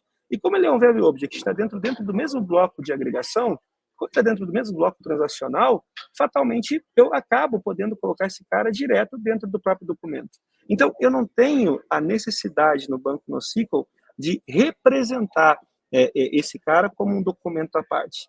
Aí você vai dizer, tá bom, Elemar, e os itens de pedido? Então, os itens de pedido também fazem parte do mesmo bloco transacional. Se eles fazem parte do mesmo bloco transacional, da mesma transação, então, naturalmente, num banco NoSQL, eu passo a ter um array de itens de pedido. Eu coloco, a decisão de colocar esse elemento como array é simples, porque ele faz parte do mesmo bloco transacional. Só que você vai dizer para mim, tá bom, mas Elemar, olha que interessante, ó, o produto que está aqui né, o produto que está especificado aqui como sendo o item que eu quero colocar, ele tem um ID. Eu estou vinculando, então, com uma entidade externa? Sim, e não é problema fazer isso. O ponto todo é que eu tenho que diferenciar o item do pedido do produto especificamente. Aqui eu tenho um item de pedido e não o produto. Agora, por que eu tenho o nome aqui e o preço aqui, por exemplo? Cara, porque a informação é igual, mas não é a mesma. Por exemplo, cara, se eu fiz uma venda de um pedido hoje e, eventualmente, por alguma razão, eu mudar o nome do produto, eu não posso mudar o pedido. Se, por acaso, eu mudar o preço por unidade, eu não posso alterar o pedido. Então, consequentemente, eu acabo trazendo o preço e o nome do produto para cá também. E essa é uma confusão comum que as pessoas fazem com relação no ciclo, tá? Então estou trazendo tudo para cá para dentro. Não, você está trazendo a mesma coisa que você faria, aliás, se você fizesse certo, num banco de dados relacional. O ponto todo é que, quando você está num único bloco de agregação, naturalmente, você passa a ter o documento por si só, na maior parte dos casos, passa a operar como o único bloco transacional nesse processo, percebe? Agora, você vai dizer, poxa, Lemar, então você entende que aquele conceito de que, cara, qual é a unidade, bancos relacionais, bancos no SQL, tem demanda por transações? Não. Quer dizer, não tanto quanto um banco relacional. Num banco relacional, como eu tenho várias tabelas afetadas, eu tenho que ter garantia de que todas as tabelas vão ser alteradas ou nenhuma. Agora, num banco no SQL, como eu tenho esse conceito de documento como unidade de agregação, eu naturalmente acabo reduzindo a demanda, né, natural lá que eu teria por efetivamente uma transação. Agora, poxa, transactions não são necessárias? São. Tanto é que o Warren, que está com a gente também, que é um dos criadores do RavenDB, ele foi tremendamente inovador quando ele colocou no Raven, nativamente, desde a primeira versão, suporte a transações. Porque, por exemplo, se você fala de uma transferência bancária, por exemplo, você tem a demanda de fazer com que a operação num documento seja atualizada também na outra, né? Então, poxa, essa modelagem implica em você ter uma demanda de unidade transacional. Mas isso tem a ver com o DDD? Não. Tá? No DDD, especificamente, você tem a composição de um agregado que está te dizendo que naquele modelo, aquelas entidades, aqueles objects mudam sempre junto. E aí vem a dica de ouro, tá? Qual é a dica de ouro? A dica de ouro é, basicamente, você vai ter no teu banco no SQL, num banco de documentos, como o RavenDB, você vai ter especificamente tantas coleções de documentos quanto você tem de agregados no menu design. Então, qual é a melhor forma de você modelar um banco no SQL? É você tentar estabelecer a relação para perceber quais são as minhas entidades, quais são, eventualmente, os meus value objects, conseguir detectar aí as relações seja de você ter composição ou agregação, então você reconhece as relações de agregação e composição, mas você também reconhece lá relações de dependência, por exemplo, o order, por exemplo, o customer, ele não é uma parte de agregação tipo, o customer não é agregação da order, na prática, ele tem uma relação de dependência aqui, e você entender a diferença entre dependência, agregação e composição, vai te dar, inclusive, base para você determinar se isso faz parte de um mesmo agregado ou se são agregados diferentes. E a entidade raiz do agregado acaba sendo naturalmente a entidade que vai dar nome para a coleção. E aí fica natural, percebe? Porque aí você volta para aquela outra ponto de comparação, que é o seguinte, sempre que você fala sobre um agregado, você tem, então, o agregado tem uma entidade que é root, repara, você tem uma classe que representa o agregado. O agregado é a composição. Você tem uma entidade que vai ser a raiz e você tem outras entidades na base. O que acaba acontecendo? E aí, repara de novo a relação aqui. Ó. Por exemplo, eu tenho order e customer. Cara, order e customer são dois agregados aqui. Então, é natural que, eventualmente, e aí tem algumas coisas de DDD que o pessoal raramente entende. Ó. É natural, por exemplo, que um aggregate root consiga acessar, eventualmente, outro agregado a partir da root. Agora, por exemplo, e essa relação aqui da entidade que está filha de um agregado acessando a outra? Cara, é o que eu estou indo por definição aqui. Quando eu vejo, por exemplo, que um produto, né, que é uma entidade que faz parte da agregação, desculpa, um item de pedido que faz parte da agregação do pedido, ele tem um vínculo para a entidade produto. Ou seja, ele está apontando a raiz uma entidade filha da agregação tem um apontamento para a raiz de um outro agregado. E isso é natural. O que não pode ser feito de maneira nenhuma? O que não pode ser feito é você ter alguém, por exemplo, uma entidade filha, que faz parte de uma agregação, tentando acessar, por exemplo, diretamente um elemento de outra unidade de agregação. Essa, potencialmente, é a grande referência, a grande relação para a gente poder ter essa visão. Mas, assim, em termos de composição, dica simples, tá? Como que eu modelo, então, um banco NoSQL do jeito certo? A parte bonita, cara, é que se você aprender a modelar domínio utilizando a lógica de domínio do design, se você conseguir criar um modelo de domínio compatível com o domínio do design, você tem naturalmente a resposta sobre como modelar um banco NoSQL de maneira eficiente. Qual é o ganho que você tem nisso? O máximo de performance do banco NoSQL, né? Que é o que você não encontra necessariamente quando você trabalha com banco relacional. No banco relacional, você sempre está tentando fazer adaptações no modelo de persistência e criando um depara entre aquilo que você tem na lógica do teu código e a forma como você representa. Num banco NoSQL, a estrutura de documentos, a estrutura das coleções, ela está muito alinhada especificamente com a estrutura dos documentos que você está, com a estrutura das entidades agregadas que você tem no seu modelo de domínio. Você acaba tendo repositórios, por exemplo, tipo, você tem uma relação quase de 1 para 1 das coleções com os repositórios, porque cada repositório, se o repositório acessa um agregado, então cada repositório naturalmente vai acessar também uma coleção. E isso é o que te dá ganho para você poder fazer modelagem do jeito certo. Enfim, não é difícil, tá? É claro, tá, o André, que no dia a dia existem situações de exceção, mas quase sempre as situações de exceção se revelam como sendo um não tão bom entendimento do domínio, é muito mais um problema de entendimento do modelo de domínio para você poder fazer a composição, do que necessariamente um entendimento claro de como você modela isso para o banco NoSQL. A parte bonita é que bancos como o Raven, especificamente, vão tornar toda essa navegação pelos agregados algo muito natural. Você passa a ter possibilidade de projeção e muitas outras coisas. Faz sentido para você, meu amigo André? Faz sentido. E pegando o gancho do que você falou por último, Elemar, eu tenho uma pergunta. Exige um conhecimento do domínio, né, de quem faz essa modelagem. E você falou que, assim, claro, eu posso ter uma loja de e-commerce X e uma loja de e-commerce Y. As duas vão estar no mesmo business, ou seja, vão praticamente usar os mesmos domínios agregados e tal. Mas uma coisa ou outra pode mudar ali, um processo interno, então isso é normal. É correto eu afirmar que a gente pode usar meio que uns templates, assim, eu tenho um e-commerce e uso esse template de DDD tal. Tenho outro business e uso esse template de DDD tal. E se for o caso, se for permitido isso, se for boa prática, existe um lugar onde a gente pode já, para não partir do zero, entendeu? Imagina a gente partir do zero, modelar todos os domínios agregados e entidades e value etc. Existe um lugar assim, isso pode ser templateizado ou não? Ou não é boa prática fazer isso? Eu entendo que sim, você pode ter esse template, mas eu te confesso, tá, André, que se você for olhar, inclusive na internet, você encontra diversas implementações padrões de e-commerce, tá? O ponto todo é que você tem algumas particularidades. Deixa eu falar sobre outra coisa que é bacana com relação a bancos NoSQL, que eventualmente um banco relacional transforma em dificuldade. Pensa, por exemplo, amigo André, que você ganhou a responsabilidade de modelar o banco da Amazon. Cara, você já pensou na complexidade que seria modelar esse banco da Amazon? Por que seria tão complexo? Entre outras coisas, porque a Amazon vende livro, mas também vende TV, e também vende bola de futebol, e também vende... Você já parou para pensar nas propriedades personalizadas?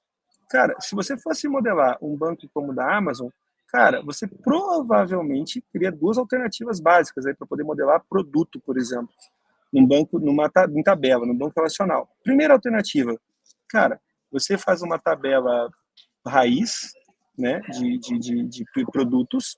Isso seria uma tabela de complemento. Esse seria um complemento para eletro, complemento para, eventualmente, livro, complemento para ter as propriedades específicas de cada uma dessas coisas. Eu digo que isso é um problema pelo seguinte, tá? Num banco relacional, isso de um cara que desenvolve banco, tá? Num banco relacional, toda vez que você faz um join, você mata um panda, tá? Em termos de performance. E você cria um problemão.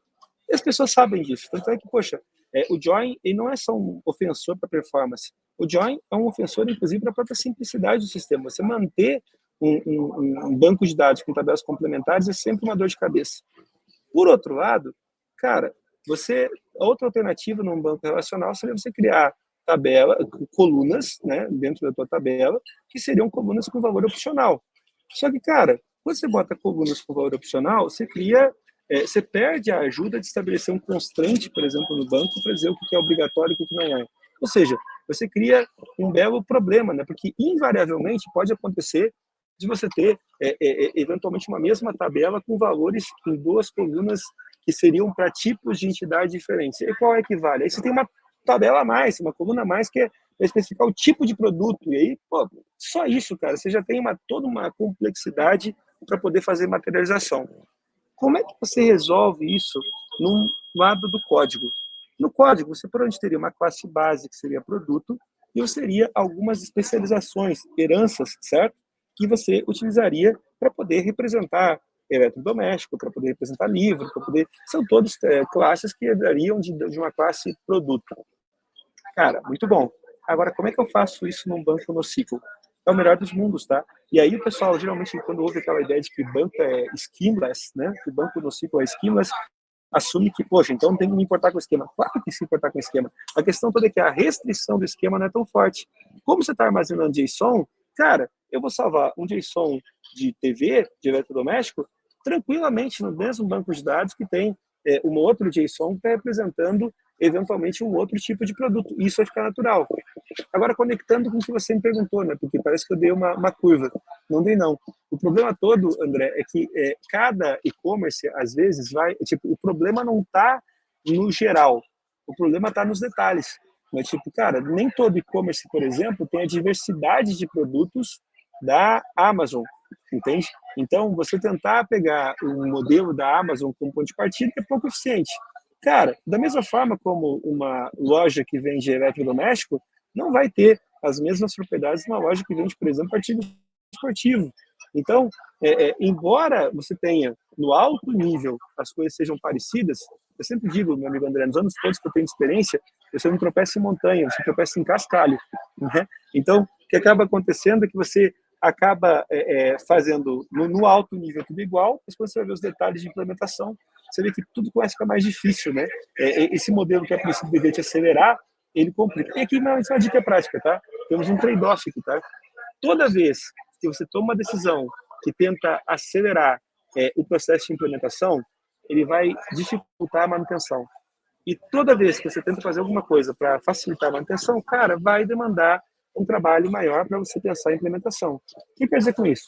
Cara, ter um ponto de partida para você poder fazer uma modelagem do banco de dados, por exemplo, pode ser uma excelente coisa, vai acelerar o teu desenvolvimento. Mas, cara, o problema todo vai atrapalhar a manutenção, tenha certeza disso. A conta vem. Então, eu particularmente, tá, na minha experiência, eu entendo que na maior parte dos casos, vale a pena você pagar um preço um pouco mais alto quando você está desenvolvendo para pagar um preço mais baixo depois que você mantém. Né? Mas essa é uma perspectiva e depende muito do negócio, do cenário. Respondido, meu querido? Respondido. Eu concordo com você, só que infelizmente, na maioria dos lugares, e eu espero que essa mentalidade mude, né, é o contrário, né? Cara, eu quero colocar feature na rua e depois a gente paga débito técnico, que eventualmente acaba não pagando, né? Mas Eu vou assim... te dizer, mas André, só para falar sobre isso também um pouquinho, tá? Eu acho que é muito bacana a gente ter uma ideia mais clara aí da dívida técnica, tá? Eu digo que a grande diferença entre o programador pleno e o programador sênior está exatamente nisso, cara. Pleno e sênior são iguais em quase tudo, exceto pelo fato de que o pleno sabe sempre fazer a coisa certa. O sênior entende que às vezes é necessário fazer a coisa errada, né? Então, cara, você acomodar essa demanda do negócio para poder entender não é problema. O problema todo é depois eu pago. Uma coisa importante, tá? Para a gente poder alinhar também sobre isso. Dívida técnica só é dívida quando cobra juro. Entende? Cara, se por acaso o negócio está te impondo uma coisa que depois não vai dificultar a tua vida, então isso não é uma dívida técnica, cara. Isso é só alguma coisa que contraria a tua vontade. Agora, a dívida técnica cobra juro. E se ela cobra juro, você consegue manifestar para o negócio a necessidade de pagar isso também. O ponto todo, cara, é que muitas vezes você vê desenvolvedor chamando de dívida técnica coisa que é só capricho. Entende? Coisa que é só, tipo, eu não gosto de fazer assim. Daí não é dívida técnica, cara, é a tua preferência, né? E aí você tem que saber diferenciar as coisas. E como dica fundamental para isso, volta de novo, né? Você precisa eventualmente ponderar como é que você conecta melhor isso, conectando com o domínio. Eu faço o domínio há muitos anos, tá? Eu trabalhei com Evans, trabalhei com o Vernon, tem aí, cara, olha, tô privilegiado, cara, tem a oportunidade de trabalhar com gente muito boa, por exemplo, a própria Andy, né, que desenvolve o RavenDB, o grande idealizador do Raven. Cara, quando você vê esses caras trabalhando, você começa a conversar com esses caras, você começa a perceber que, no final do dia, o que diferencia a tua habilidade técnica, você como técnico, não está necessariamente na tua quanto você sabe sobre o melhor framework de todos os tempos da última semana, mas o quanto você sabe sobre efetivamente resolver problemas do negócio. Enfim, né, esse é um ponto importante. Eu não sei como é que a gente está de horário, André. A gente tem horário para mais, a gente tem tempo para mais perguntas aqui? Não. Tem sim. É porque eu acho que às 13 horas é a volta do Dayan, da RavenDB. Então a gente pode ficar aqui mais um pouquinho assim. O Vladimir, naquela hora que você falou do banco de dados SQL, ele falou que trabalhamos com SAP, e as tabelas do sistema são simplesmente gigantes. Cada tabela possui no mínimo 15 atributos. Acho fácil se perder ali, né? E gerar relatórios do SAP utilizando o PLSQL sempre gira sintaxe muito grande. Deixa eu te mostrar uma coisa, só para você ver um ponto que poucas pessoas sabem. Eu vou parar de compartilhar essa tela aqui e vou compartilhar ela como janela, só para você poder, eu vou te mostrar uma coisa bacaninha, se você me permite. Cara, olha só, vamos falar sobre banco relacional e as dores do banco relacional. Você já ouviu falar de um sistema chamado SharePoint? Eu adicionei uma tela nova aí, se você puder aceitar na tela, eu agradeço. Pessoal. Claro, SharePoint sim. Você já conhece SharePoint? Então, assim, eu vou mostrar para você uma coisa que talvez você não saiba. Olha só, All User Data. Qualquer pessoa que está acompanhando a gente pode, eventualmente, no Google fazer a mesma busca que eu estou fazendo aqui, tá? All User Data é a tabela central do SharePoint, tá? Se você for olhar a estrutura de dados da All User Data, você vai chegar, vamos ver se eu vou conseguir carregar essa tela aqui, repare que até a própria Microsoft fica lenta para responder esse cara. Mas se for de SharePoint, tudo fica lento, né? Mas enfim, olha que interessante que é isso aqui, ó, cara. Veja comigo o seguinte, ó. Até aqui parece uma tabela normal, certo? Tem alguns campos, você pode não concordar quanto ao nome dos campos, mas você tem alguns campos. Agora, olha que interessante como isso acontece aqui, ó. Bit 1, bit 2, bit 3, tá vendo isso aqui? Bit 4, bit 5, bit, tá vendo? Cara, aí você vai chegar nesse cara aqui... What the heck is that? Olha só, mas continua. Bit 800, bit.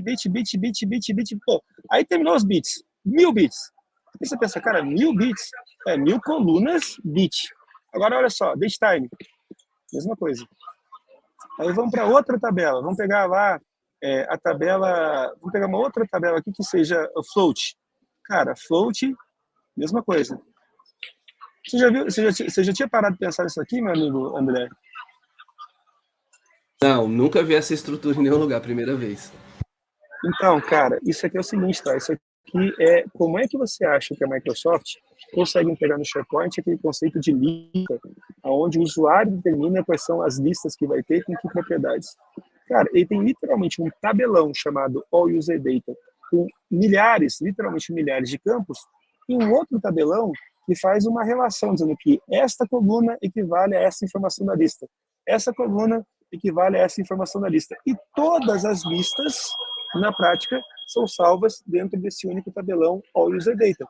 Aí pergunta o seguinte, André, tem como efetivamente você ter uma boa performance aqui em pesquisa? Claro que não. Porque, não. cara, como é que você cria índice nessa tabela? Não tem como criar índice, certo? Então, por isso que o SharePoint, por exemplo, para você que uma lista deveria ter no máximo 4.000 elementos, porque 4.000 é um número decente para você trabalhar com um full scan numa tabela de banco de dados relacional. Qual é o problema disso aqui? Cara, quando o time da Microsoft fez o SharePoint lá no passado, não existia o conceito de banco de documentos. Como não existia o conceito de banco de documentos, os caras fizeram uma bela gambiarra, né? Para poder, gambiarra, modo de dizer, tá? Mas eles fizeram uma bela adaptação criativa para poder fazer esse cara aqui funcionar. O ponto todo, e aí vem outra dica para você, existe uma lei, André, chamada Lei de Hiram. Não sei se você já ouviu falar sobre ela, mas a Lei de Hiram fala para a gente sobre o seguinte, ó, Lei de Hiram. A Lei de Hiram fala o seguinte, ó, com um número suficiente de usuários, não importa o que você acertou em contrato, todos os comportamentos observáveis de um sistema vão ser premissa para o funcionamento de outros artefatos. Na prática é o seguinte, tá? Quando a Microsoft liberou a primeira versão do SharePoint, que tinha essa All User Data desse jeito, teve uma galera que faz mais ou menos o que o nosso amigo fez com relação ao SAP. Foi lá e começou a escrever consulta direta contra as tabelas do SharePoint. Consequentemente, cara, a Microsoft definiu isso aqui no passado, eu não tenho mais nem a liberdade de dar.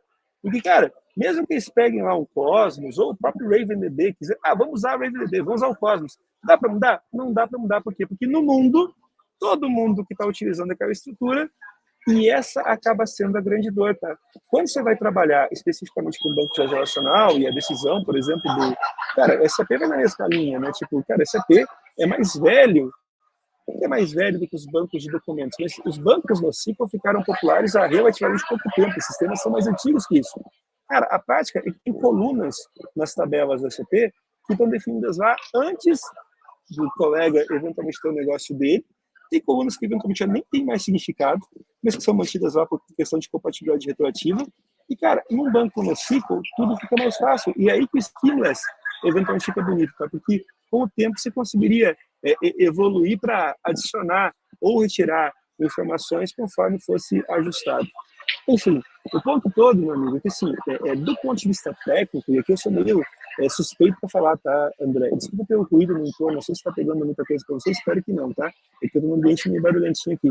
Mas olha só, do ponto de vista técnico, eu tenho muita dificuldade para achar hoje uma justificativa puramente técnica para, no ano da graça de 2024, continuar fazendo banco de dados, fazer sistema com banco de dados relacional.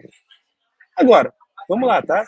Os relacionais não são também mais tão puros, tá? Você começa a perceber, por exemplo, que os relacionais hoje têm coluna JSON, tem coluna XML. De uns tempos para cá, você pode fazer índice em cima de uma propriedade de um JSON na coluna JSON. Ou seja, o próprio conceito de SQL, NoSQL, o conceito de NoSQL vem sendo revisitado uma infinidade de vezes, né? Porque existe aí uma demanda por convergência. Mas, do ponto de vista de modelagem, cara, a modelagem do banco de dados no SQL sempre vai ser mais tranquila, porque está mais alinhada com o domínio, na minha interpretação, é naturalmente mais orientada com o domínio. E quando você pega um banco como o Raven da vida, que consegue te dar, por exemplo, garantia de transação para quando você de fato precisa, e não por uma demanda técnica, tipo, cara, eu garanto atomicidade de transação, por exemplo, do pedido, porque a forma como o próprio documento é modelado, eu vou modelar esse cara como um documento só. Agora, se por acaso tiver necessidade, o banco me responde. Não, eu particularmente não vejo mais, hoje em dia, demanda técnica real para modelar uma coisa com relacional. O ponto todo existe demanda de negócio, você dá um chute na moita e você acha alguém que escreve SQL. Mal escrito, mas você acha gente que escreve. Já o banco no SQL, o pessoal tem uma curvinha de entender um pouco melhor também de design, tem uma curvinha de você entender um pouco melhor de sistema, né? Mas assim, é um conhecimento que vale a pena. E aliás, fica aqui também a super dica, tá? Mais uma vez, se você quer começar fácil, se você procurar por RavenDB especificamente, entrar dentro do banco de dados, aqui dentro do sistema do banco de dados, você vai encontrar facinho dentro do site lá, um ambiente online para você poder fazer experimentação. Você não precisa nem baixar, cara. E mesmo assim, se você quiser The Boring Database, The Boring, porque, cara, na prática, a coisa é tão óbvia que... Mas, enfim, você tem todo um espaço para poder brincar, você tem a possibilidade de trabalhar num ambiente interativo para poder testar muito esses sistemas. Você pode rodar facinho dentro do processo. Deixa eu te contar outra coisa, tá? Tem um bootcamp também, André, deixa eu fazer aqui a promoção, tá? Tem um bootcamp que te mostra passo a passo como é que funciona o bootcamp, tá? Você pode entrar no bootcamp, se cadastrar, botar lá teu nome, e-mail e tudo mais, e você recebe por dia, durante quase um mês, uma liçãozinha por dia, que vai te consumir, sei lá, 10, 15 minutos, e no final de um mês você vai saber já todos os fundamentos para poder trabalhar. Posso te contar uma coisa, André? Esse bootcamp é bem legal, até porque eu já ouvi dizer que o cara que escreveu bem é um cara bem legal, né? Se você procurar aqui, por exemplo, deixa eu dar uma trapaça para vocês aqui, para quem não tem paciência para ficar esperando todos os dias, dentro do Git do próprio projeto, você vai encontrar esse cara aqui que fala sobre o bootcamp. O bootcamp está pautado ainda na versão 4, tem alguns forks. Interessante, ó. Aqui estão todas as lições, bonitinho. né? E dentro das lições você vai encontrar, por exemplo, dentro de Unity 1, né? Você vai encontrar, por exemplo, lá a lição bonitinha. Repara, faz um tempinho já que não é atualizado, mas os conceitos fundamentais estão lá. Cara, tá tudo ali bonitinho, ó, e você vai ter um passo a passo legal para você começar a aprender o Raven do jeito certo. Inclusive, criando, tem uma das coisas que eu acho mais legais no Raven também, é que ele tem um banco de dados de exemplo para você poder ver essa modelagem que eu acabei de passar, para você poder perceber essa relação dos documentos como está disposta aqui, tá? E esse cara aqui, né, especificamente, como eu estava dizendo, ele tem uma história, né, se você pegar o histórico dele, né, você perceber no histórico especificamente que tem um cara bem legal ano passado e já trabalhou nesse tempo aqui, foi o cara que fez esse primeiro processo. Você pegar lá a brincadeira, né, você vai perceber que tem um cara bem legal mesmo, né, que andou colaborando com esse processo. Ouvi dizer, cara, a gente boa, mas, enfim, hashtag fica a dica. Legal, legal. Minha última pergunta para a gente encerrar. Você citou aí que os bancos SQL hoje já vem adotando algumas coisas de, por exemplo, coluna JSONB no Postgres, né, coluna XML, etc. Por que não adotar? Eu já uso o Postgres na minha empresa. Por que não adotar um Postgres para guardar os meus dados, sei lá, não relacionais nessa coluna JSONB? E por que usar um banco relacional separado para isso? Eu vou dizer para você o seguinte, cara, eu acho que, primeiro, tá, essa decisão de migração que a gente está dando aqui, ela não é uma decisão fácil, né? Você falar, eu acho que o banco, na verdade, o banco NoSQL vai te trazer uma série de outras vantagens, né, com relação à performance. Por exemplo, André, deixa eu te dar um exemplo com relação a desempenho, tá? Primeira coisa, na maior parte dos sistemas, quando você ouve um racional do porquê que o sistema está sentando, tá? Sentando, entre aspas, aqui, quase sempre a descrição é, cara, o banco está sentando. O ponto é, cara, se o banco está sentando, você definitivamente não tem um problema com o banco. Você, quer dizer, o banco não é o problema, é você que está com um problema com relação ao uso do banco. Os bancos são artefatos de software incríveis, tá? O ponto todo é que um banco relacional, para ser bem modelado, ele implica que você saiba, faça a modelagem no momento do projeto que você menos sabe do projeto, que é no início. Você tem que começar certo no início do projeto. Num banco de dados NoSQL, você tem liberdade de ajuste mais fácil, entende? Então, eu vou dizer para você que eu acho que bancos relacionais são muito mais... eu não falo sobre você migrar um legado de um banco relacional para NoSQL, mas eu falo sobre você começar novos projetos com NoSQL, principalmente num tempo em que você começa sobre microserviços, tá, André? Porque essa é outra coisa interessante também. Quando você fala sobre microservices, muita gente fala que está fazendo, exceto pelo fato que a história do banco ser um banco para cada microserviço. Isso nós não fizemos ainda. Ou seja, o pessoal não está fazendo microserviço, está fazendo um monolitão distribuído, mas jurando que é microserviço. Ou seja, está pegando o pior dos dois mundos. Agora, quando você pega, por exemplo, uma migração para microserviços, cara, é muito mais natural que você tenha cada microserviço armazenando dados num banco NoSQL do que eventualmente trabalhar em relação grande. Pelo menos essa é a minha visão. Administração, cara, administração, servidor, tudo é mais fácil, né? Quando você tem um banco que é realmente schemaless. Cara, num banco de produção, por exemplo, você fazer uma alteração de esquema é um pesadelo. Num banco NoSQL, a alteração de esquema, tipo, o banco não é um impeditivo para você poder evoluir o domínio. Basta ter todo um GMUD aí para poder fazer gestão de mudança no banco relacional. Essas minhas relações. Mas, de novo, André, essas respostas são sempre, obviamente, resultado de um sonoro depende, tá? No final do dia, o que vai bater para a gente aí é um depende. Você não tem o jeito certo, o jeito errado de fazer a coisa. Mais um ponto que eu queria trazer para você, para a gente poder, eventualmente, também falar aqui, né? Deixa eu ver se eu estou compartilhando a coisa certa. Eu só quero compartilhar mais uma vez com vocês o seguinte, para quem quiser falar comigo, antes de a última pergunta, cara, eu quero dizer para vocês que eu estou em praticamente todas as redes sociais, tá? Você me encontra sempre como LemarJR. No meu site você encontra também como lemarjr.com. Aqui você encontra um bocado de coisa com relação às redes e eu estou mudando sempre. No Instagram, LemarJR, no Google, no Twitter, LemarJR, no próprio LinkedIn, cara, linkedin.com/LemarJR. Cara, entre em contato comigo, né? Vamos trocar ideia, me dá teu feedback, o que você achou dessa apresentação também, e a gente vai ter aí uma O Renato está perguntando uma coisa, eu posso utilizar o RavenDB já em produção? Ou ele ainda está em desenvolvimento? Meu amigo, o RavenDB tem alguns anos de estrada já. Tem alguns players gigantes que utilizam o RavenDB. Assim, te dando uma referência simples, tá? Se você gosta de fast food, você provavelmente tem código RavenDB correndo nas suas veias e não sabe. Hashtag fica a dica, tá? E tem mais um monte de gente aí que utiliza o RavenDB, gente muito grande há muito tempo. O RavenDB está mais do que pronto para produção, viu, Renato? Inclusive, no Brasil mesmo, tá? Se você, eventualmente, tem alguma coisa relacionada com finanças, cara, tem algum povo aí de dinheiro, eu não posso falar os nomes das empresas, mas, cara, tem empresas grandes no Brasil mesmo utilizando o RavenDB. Você vê o projeto, cara. O bootcamp do RavenDB, eu trabalhei nele há 3 anos atrás, irmão. Poxa, seria o projeto mais longo do mundo, né, meu amigo? A gente, na verdade, já vai ser 5 ou 6 já do RavenDB expressa, e aí o bootcamp da versão 4. Então, cara, tem muito tempo de estrada e está bem estável, tá? Fica tranquilo, porque a gente tem ele rodando muito bem. É um banco que tem uma licença para dev e, obviamente, ele também tem uma licença comercial, tá? Mas, assim, a licença para dev deixa você fazer muita coisa, inclusive rodar em ambiente comercial.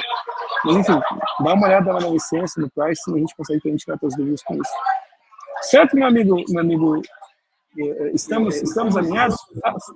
Estamos sim, certinho. Alemar, muito obrigado pela sua palestra, foi muito bom, você deu uma aula aqui, cara. Eu consegui revisitar alguns conceitos, consegui aprender outros. Muito obrigado, eu tenho certeza que a galera curtiu muito, viu?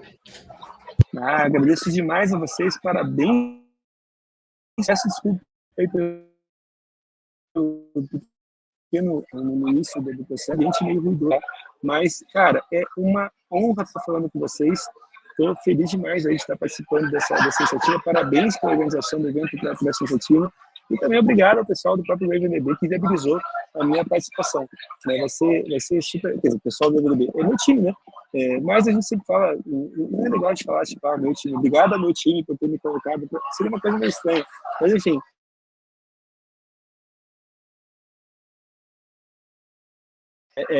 obrigado. Deixa eu dar uma coisa para você, tá? Se você não conhece o histórico do RavenDB, só para dar uma dicasinha final aqui, tá? Se você trabalha, por exemplo, com frameworks ORM, e você trabalha com .NET, e você no passado utilizou, sei lá, N-Hibernate, deixa eu dar uma dica, tá? Um dos caras que fez N-Hibernate é o mesmo cara que idealizou o RavenDB. Ou seja, a gente trabalha com banco há muito tempo.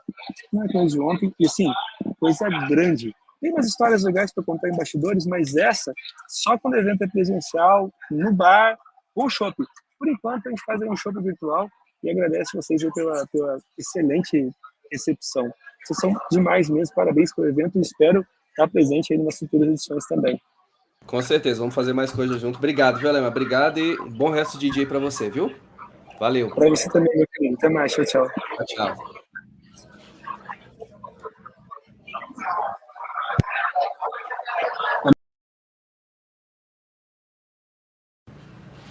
Amanda, vamos almoçar, que daqui a meia hora tem o Dejan volta, né?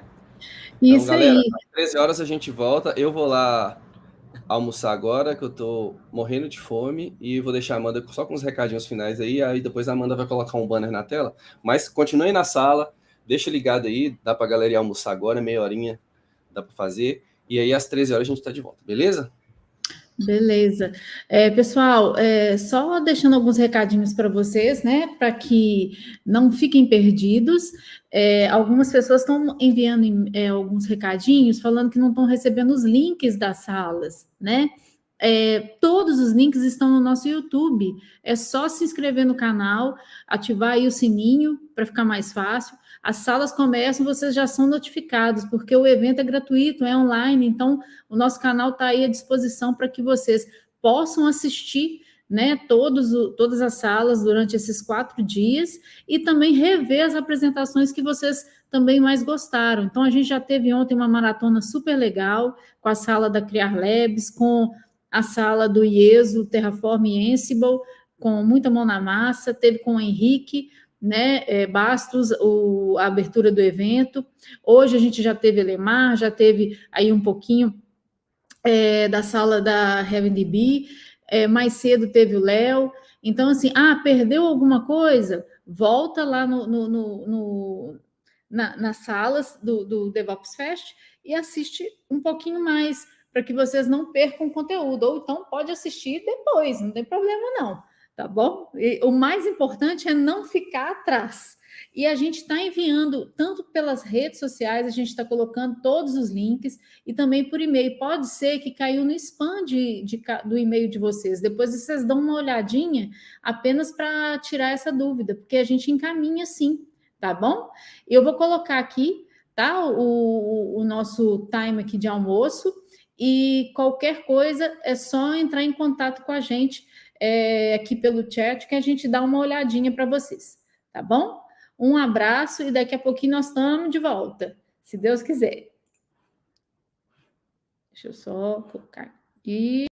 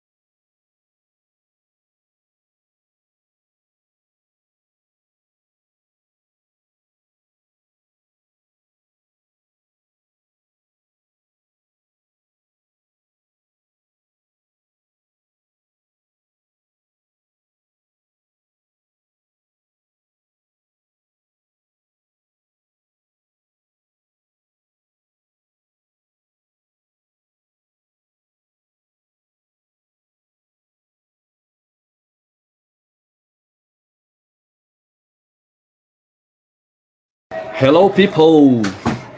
Como estão aí? Estamos voltando aqui do almoço. Só deu tempo de colocar um pouquinho de comida para dentro aí.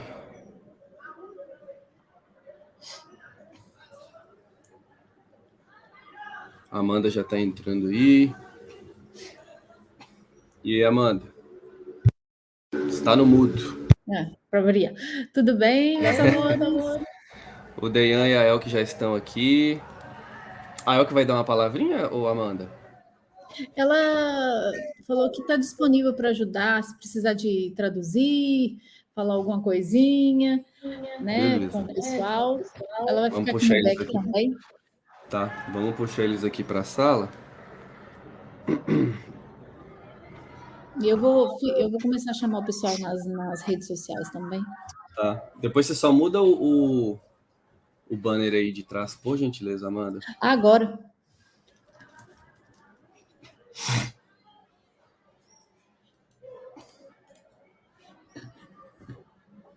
Vamos trazer aqui a Elke. Tudo bom, Elke? Beleza? Prazer. O Dejan também. Tudo bem, gente? Prazer em ver vocês, finalmente. A gente tem se falado por e-mail. Muito Sim. bom, muito... Legal, o Dejan está Hi, de Diana. volta aí. Hello. Hi, Dejan, how are Feliz you de doing? ter vocês aqui, Airia. Ok, pessoal, enquanto o pessoal chega aqui, né?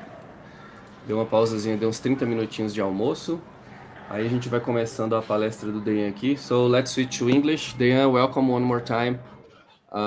Welcome again. And feel free to give your talk and we will be here on the backstage, okay? So if you need anything, please let us know. Thank you very much for having me again. I need to share my screen.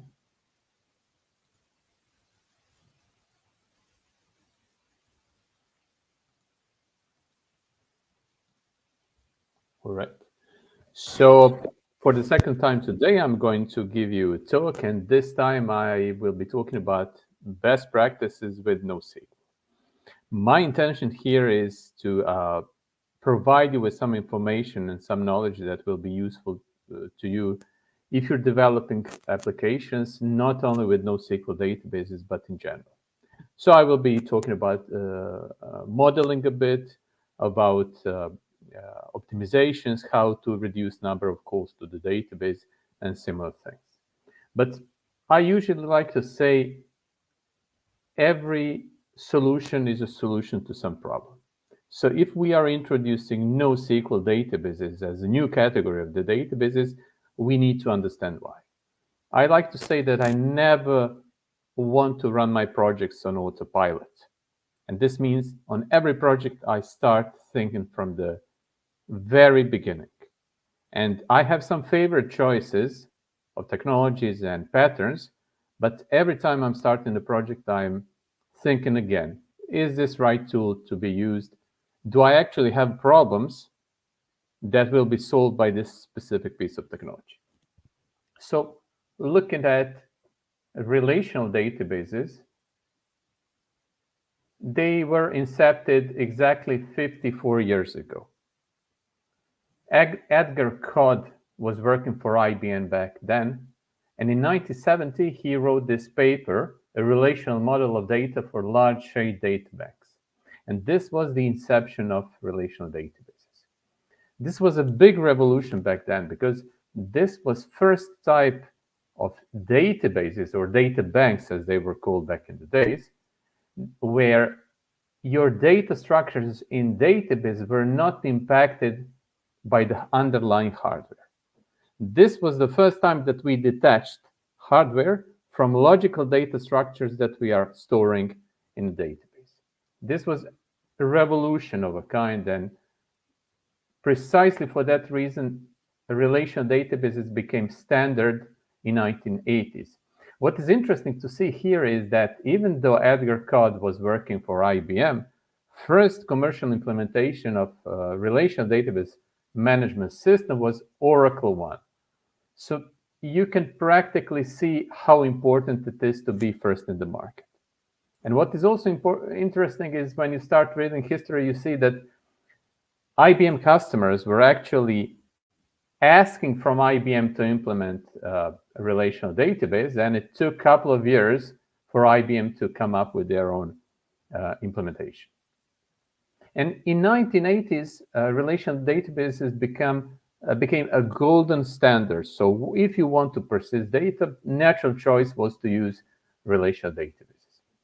However, there's no silver bullet, there's no perfect solution, there's no perfect technological choice. And even back then, before the emergence of the internet, there were some inherent challenges of relational databases.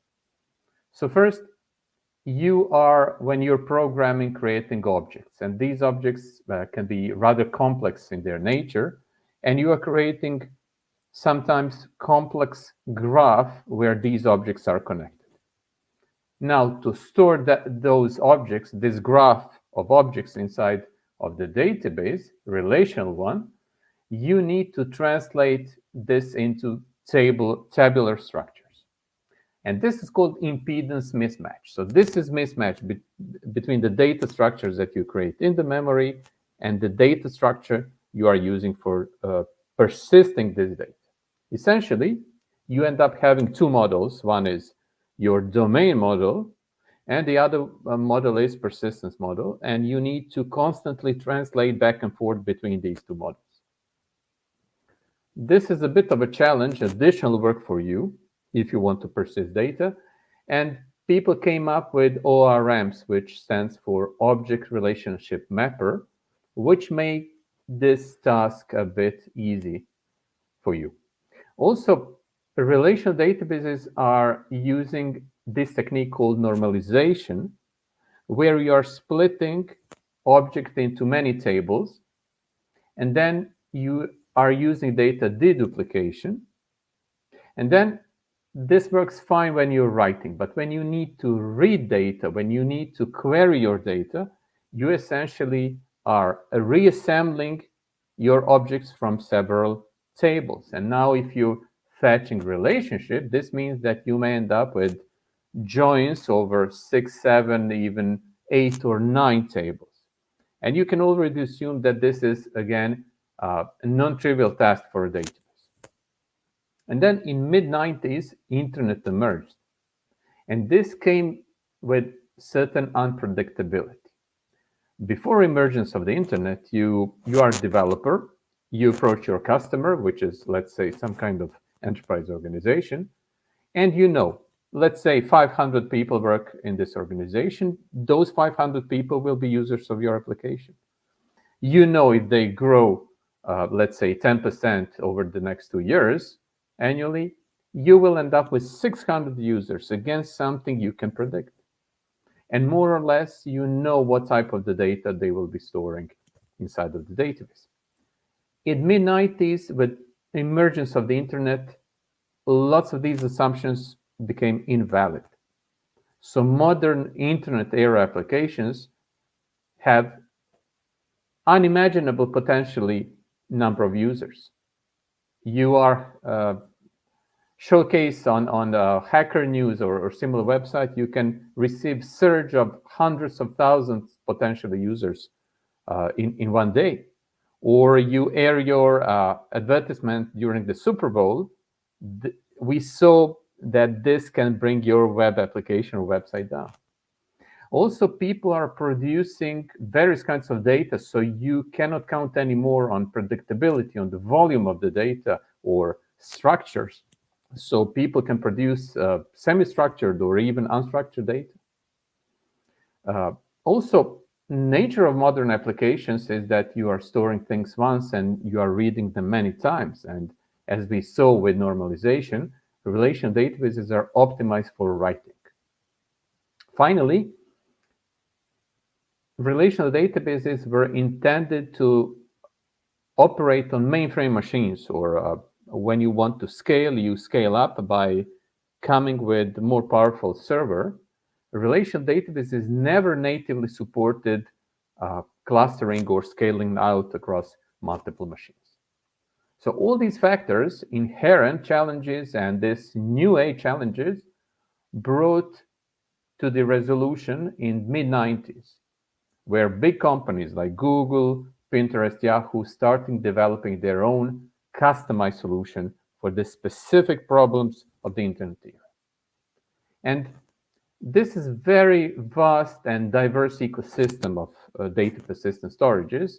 There are no standards like relational databases where you have SQL as query language, but this is area where so-called not only SQL solutions were developed, and some common traits of such solutions is that these are usually schemaless databases, so there's no predefined schema. They are natively supporting clustering as means of scaling, so they are usually scaling out. You are building cluster of multiple machines.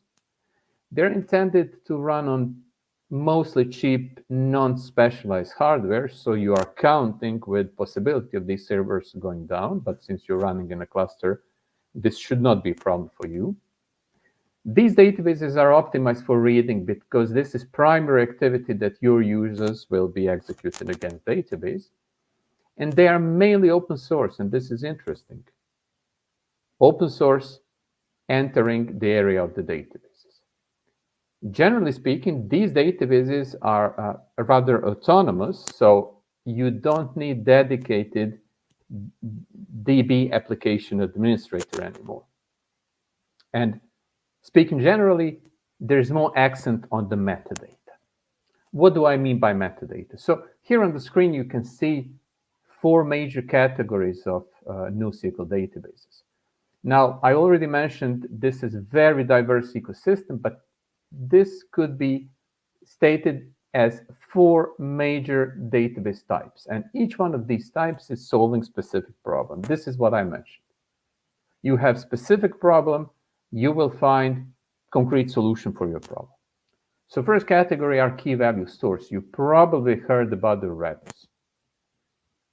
These NoSQL databases are most commonly used for various types of caching, sharing data between the servers on the server farm. Other prominent representatives of this category are Memcached and Cosmos DB. And these databases are specialized, simple, blazingly fast, and easy to use. And they're solving one specific problem. You will store value. Later on, you will fetch it by its identity or key. Basically, perfect solution for caching. Then you have a next category, document databases. And in this category, you have databases that also function as key value stores. But now these databases can analyze documents which are stored, understand their structure, access properties, index them. You can manipulate, run queries. Overall, these databases are aware of structure of the documents, and they have powerful indexing engines which are providing a way for you to efficiently query data in the database. A moment ago, I mentioned metadata. With graph databases, you're not only storing objects, you're also storing relationships between these objects, to the extent that sometimes these relationships are more important than the data itself. So if you think about cases like company selling airplane tickets, what you want to understand is various connections between the airports. This is what is of interest to you. Or you can say, I want to fly between New York and London. How many layovers I will have, or from Brazil to China. I want to have at most 1 or 2 layovers, no longer than, I don't know, 3 hours. So graph databases are efficient at modeling, storing relationships, various hierarchies, and then later on you can isolate subset of your relationships. You can establish patterns. You can write efficient queries. Another use case for graph databases would be something like car manufacturers.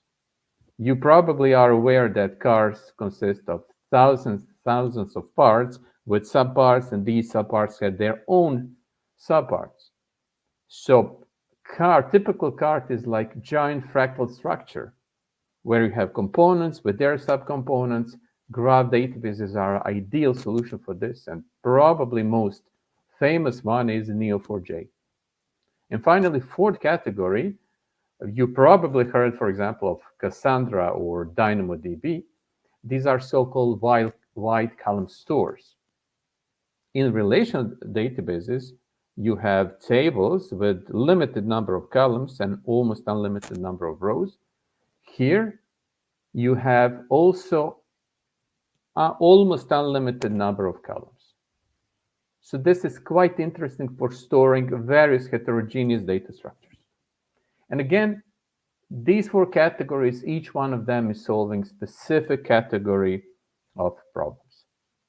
But today we are speaking about document databases, and document databases are these general purpose databases. So if you're having any kind of problem, issue, or a challenge with a relational database, document database is probably what will work best for you and your application.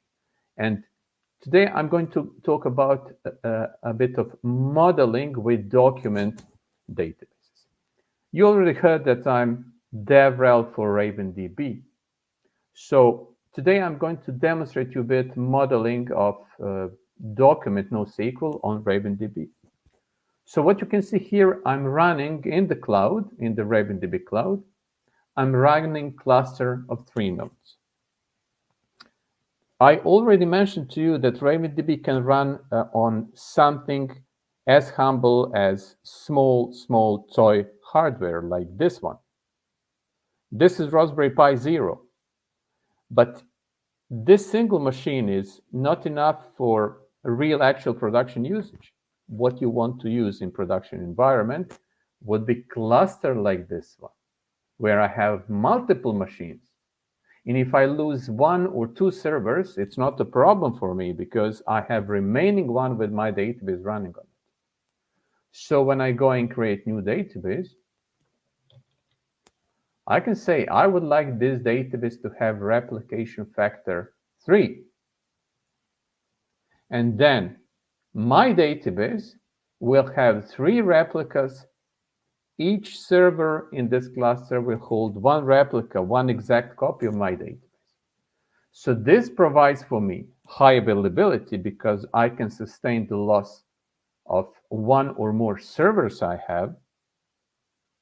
This also means increased capacity for scaling for me because I can distribute incoming requests equally across these nodes. So if I have 30 requests coming to my database hitting this cluster, I can use a round-robin strategy of distributing 10 queries, 10 requests to node A, next 10 on node B, and next 10 on node C.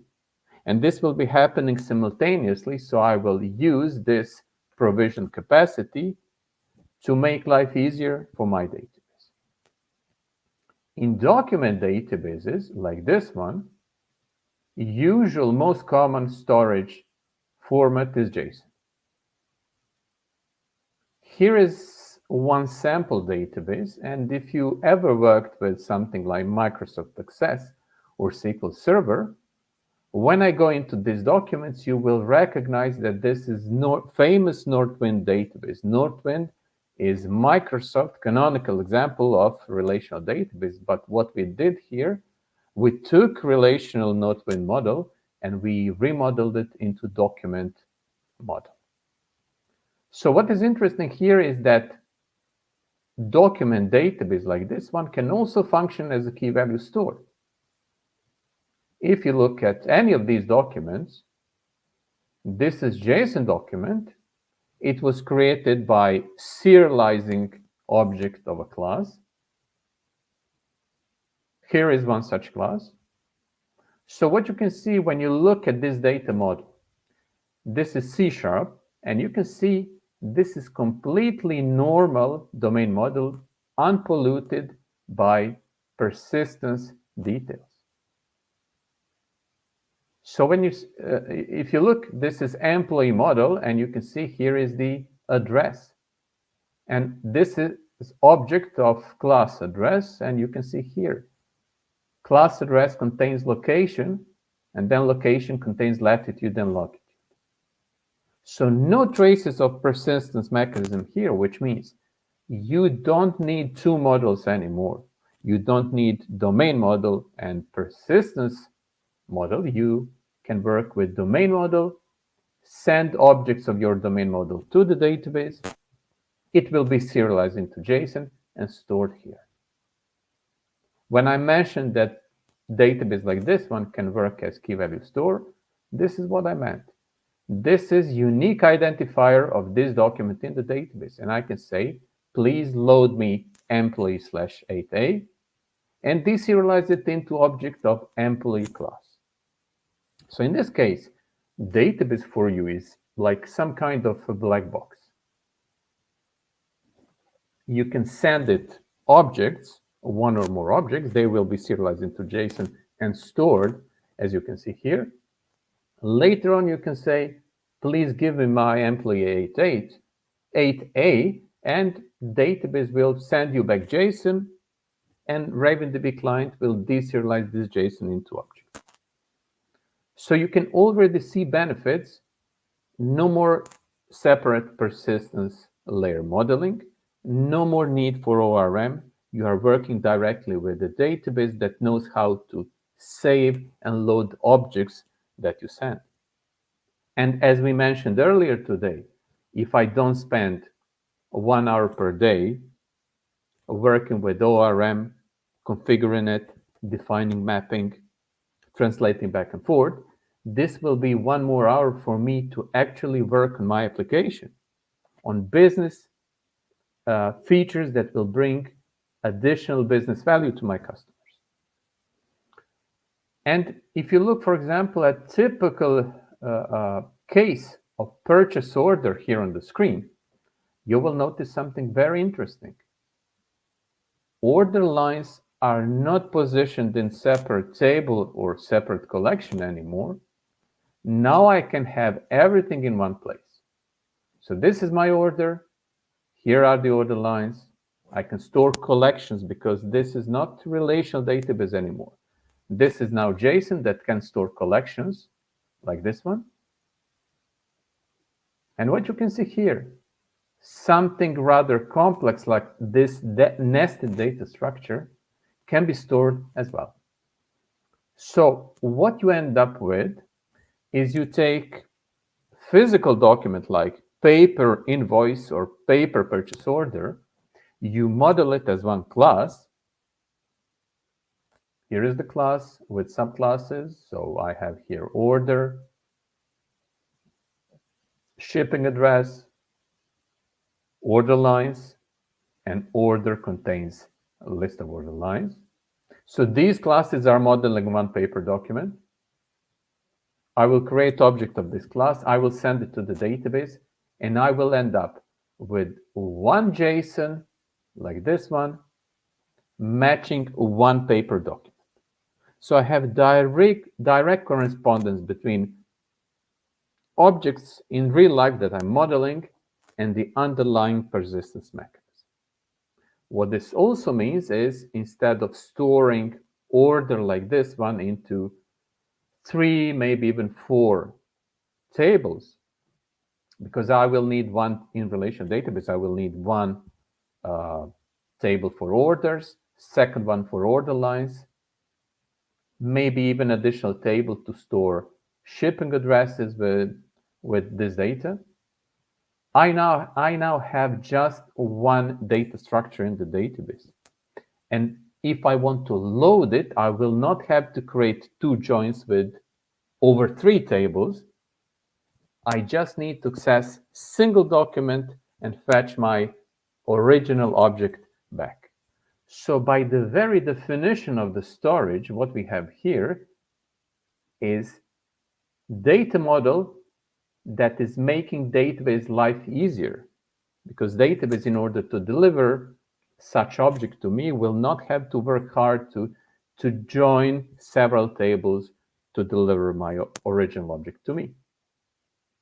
So whenever you can pick up appropriate model that works better for you, this is the inception of a good project. And based on that, RavenDB started as document database, but over years, RavenDB expanded into multi-model database. Because, for example, if you need to store some kind of binary data, let's look at this employee. Let's imagine I want to store binary data. I could do something like this. Since this is schemaless database, I can easily add new property on the fly. I could take my photo of the employee or CVP in PDF format, and I could base 64 encode it with something like this. This would be possible because in RavenDB, this JSON can be up to 2 gigabytes in size. So I could take a couple of hundreds of kilobytes or even megabytes of binary data and encode it in base 64 form. This is indeed technically possible, but I could do even better if I use specialized modeling approach. And here you can see that RavenDB is supporting concept of attachments. So what you can see here is the extension of my JSON document. But this is attachment which is isolated. So as you can see, I have photo of the employee attached to this JSON, but the size of the JSON will not be increased. So whenever you can use appropriate modeling approaches, again, this will work in your favor. If your database can support things like this, use it because you will benefit from it. Your database will have an easier life and your application will be working better. So RavenDB supports various modeling approaches. It has distributed counters. It has native support for time series data. Again, what is time series? Here you can see simulation of the employee wearing a Fitbit watch. And every minute, Fitbit watch sends heart rate of the employee to our application. And now our application is storing this inside of the database. And again, nothing would prevent us from modeling this. Every such entry every minute could become one JSON document. But the nature of time series data is such that specialized modeling and storage tool can benefit us. In RavenDB, for example, we have ability to highly efficiently compress time series data, so it is taking less space. And you can imagine if you have 100 employees, all of them wearing watches like this, and watch is sending heart rate every minute, you can imagine that every minute you are receiving 100 numerical values like this one. Now imagine over the hours, weeks, months, and years, what will happen? Your database will grow immensely. So again, if you decide to follow the nature of the data with appropriate modeling, this is best thing you can do. So whenever you can, use what is at your disposal with the databases. And for example, what is also interesting is that RavenDB is offering indexes as first-class citizens. So for example, look at this order. If you carefully examine this order, you will see it has order lines, delivery timestamp, shipping address, shipping company, but something is missing. What is missing here is the total value of this order. So my data model now could be expanded, and I could go and expand every single order with the total value. This is possible, but in RavenDB, indexes are first-class citizens. And what this means is that you can use index to expand your logical data model without touching your physical JSON in the database. If I go to my indexes, there is this one order/totals. And what you can see here that I'm using index here to process all the orders and to actually compute value of the order by summing up all order lines, multiplying quantity and price per unit, and apply discount. So now I can go and directly query my index, and I can simply say, I would like to filter orders by the value computed inside of the index. So on my screen, I now have, by the way, this is Raven query language. So I just filtered all of my orders in the database based on their total value. But if you look, order does not contain total, index contains total, and I was querying index. So this is also interesting because this is providing a way for me to expand my logical model without patching, touching, expanding JSON in the database. Again, if you remember first talk from today, I told you how simple requests should result in small amount of work. So in this case, I will easily expand my data model without needs for migrations, bindings. I just went, created index, entered formula for computing total value of the order, and I'm good to go. I can introduce new query in my application, and that's it. I have filtering capability in a rather small amount of time. This is NoSQL database. I already mentioned no is not negation. It stands for not only. But people usually think, okay, in NoSQL databases, how can I do joins? How can I establish relationships? Well, it is possible indeed. So, for example, if you look at the order, one of the orders, here are relationships. So, in relational databases, you have two types of foreign keys. So you have technical foreign keys or technical relationship, and you have natural relationship. So what would be technical foreign key? Well, if you have order object and you split it into orders table and order lines table, you were forced to take your object and split it into two tables because that's how relational databases are working. In order to keep relationship between orders table and order lines table, you are using technical foreign key. And in NoSQL databases, this is gone. This is no more needed because you can store collection of order lines along with the order. What remains in NoSQL database are actual natural relationships between documents. So what you can see here, order is pointing to the company. An order is pointing to the employee who created this order. Order lines are pointing to the products, product documents. So you still have relationships. Technical ones are gone. What is left with model of document NoSQL database are these natural relationships from your actual domain model. And also, what's interesting when you are doing modeling in NoSQL database, sometimes you will have to take a snapshot.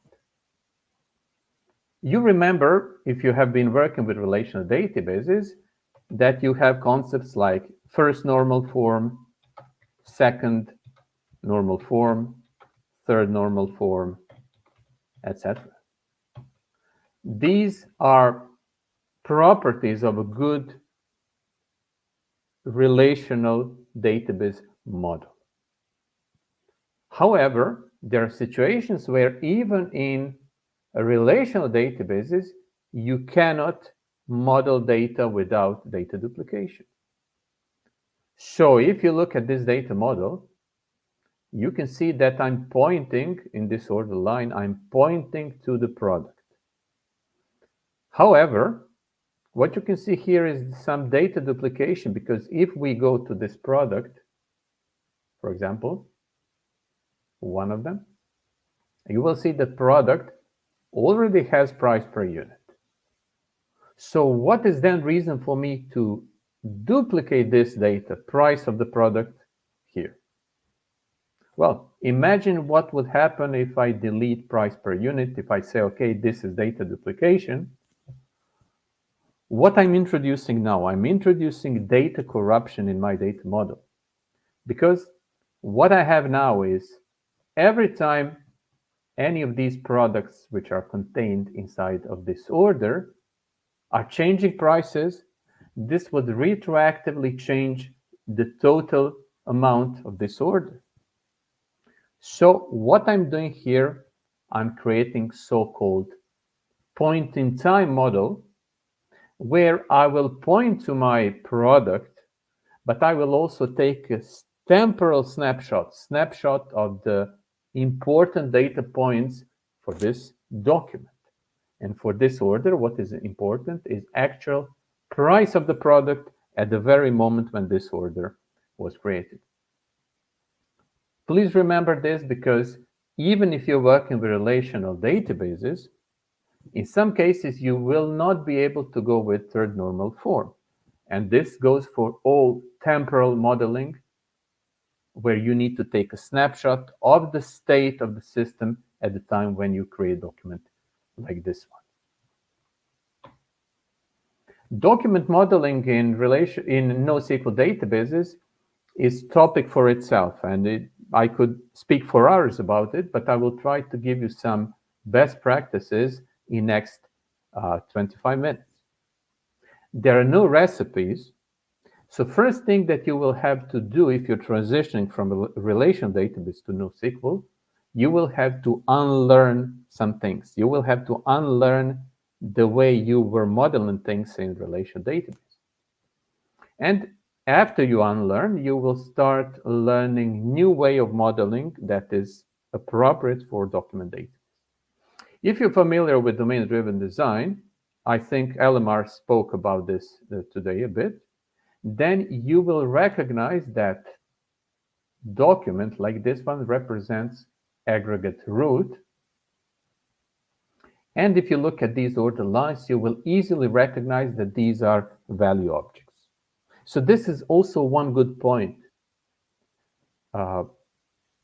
There's no explicit connection between domain-driven design and document databases, but what you can see here is the natural fit. If you're applying domain-driven design, you will find that document databases, document NoSQL databases, are a natural fit for your domain style. Unfortunately, there are no strict recipes I could give you, but here are 3 good properties of a domain model in document NoSQL databases. And these are not strict rules, these are good properties. So the more independent your document is, it is better. The more isolated it is, the better. And more coherent it is, the better. So what is independency of the document? It is measurement of ability for a document to exist on its own, separate from existence of any other documents. What do I mean by that? Let's imagine you and I are working on a project together, and let's imagine that I send you email with this JSON. Now my question is, to what extent you will be able to understand what this document is modeling without emailing me back again and asking for additional information? So if you inspect this document, you will understand, okay, this is person, so you will understand this employee, this is person with first and last name, title, address, etc. So you can see complete address here. No need for you to email me with IDs rows from another table, you see. The only thing in this case that you will be emailing me about is, okay, send me this employee. I don't know who this person is, to be able to understand to whom Laura Callahan reports. And then I will go and fetch one more document, and then you will understand that Laura reports to Andrew Fuller. So this would be independency of the document. And of course, this is database, this is collection of interlinked documents, and it wouldn't be good if all these documents are completely isolated. You will always have some relationships, but you should think about what you need to keep as a reference and what you need to embed on the document. So, country. Shall I put USA here, or shall I put country/1, pointing to countries collection? Well, obviously, this is slightly better solution because when I fetch employee from the database, I don't need to fetch any related documents. Isolation. Amount to which document can change independently from other documents. In RavenDB and also in domain-driven design, document like this one represents two concepts. One is boundary of change, and the other one is boundary of transaction. What these two terms mean? What is boundary of change? Well, remember 2 hours ago, I was speaking about changes and their blast radius. How far a change will propagate. And let me demonstrate that right away. Let's imagine I'm using the application and I loaded this order on the screen. Let's imagine I like this, or let's say I like this aniseed syrup so much, I will increase quantity to 400. This is the change I made in the data. Now, my code will react to this change, and it will start propagating this change further. So first consequence is, this is freight amount. So this, for example, will be changed like this. So you see, my original quantity change is now causing rippling effect through this document. So now freight is changed. And this is large amount. This is large weight. So it could be the case that I cannot ship to this warehouse anymore. I must change this address. So now you see second propagating change from my original data edit. And now this shipping company is not eligible anymore. They cannot ship to different address. So I might be even changing here another shipping company. So all these subsequent edits I performed here will be executed by your code, by the business rules of your code. This is so-called rippling effect. But in ideal case, all these changes will be contained within this single JSON document, and they will not propagate to any of these reference documents. So this document now represents boundary of change because all propagating changes are trapped inside of this document. And as a consequence of this document will also be boundary of transaction. What do I mean by that? So, in one transaction, after this document is loaded on the screen and edited by me, it will take just one transaction to save it to the database. Because imagine if I had to join this document from several tables, these propagated changes like shipping address and the shipper and the freight and these quantities will be spread across several tables.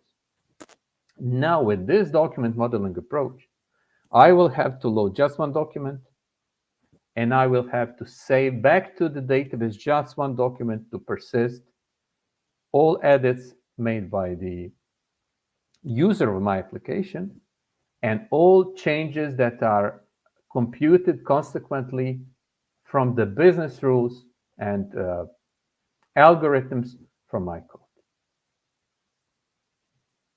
And finally, coherency is amount or measurement of this document being interlinked with others. again, you should go, once you model your document initially, you should also review it and see what could be embedded, what could not be embedded. So for example, what you can see here, I took price of the product and repeated it on the document, and I explained why. But why you see here product name? Well, in this specific case, I use the business rule, which says that product name is immutable. Product name cannot change. So I can use this modeling rule or this business rule that product name cannot be changed to do small optimization. I can take name of this product and pull it up here.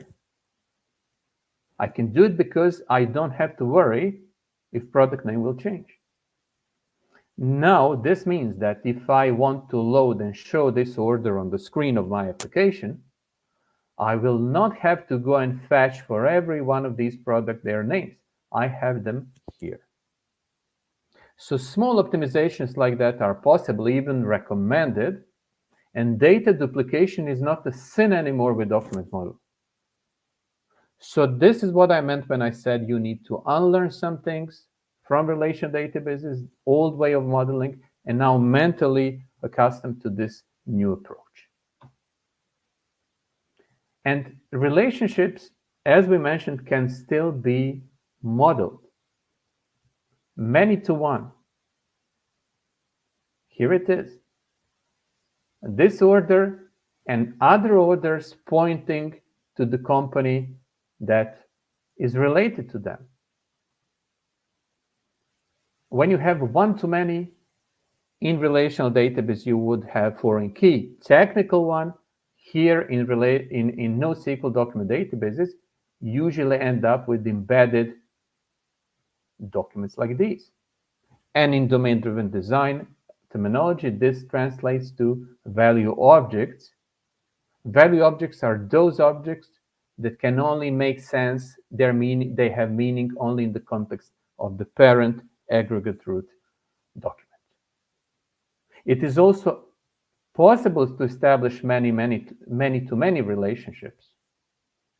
So, for example, classical example of this would be professors and students.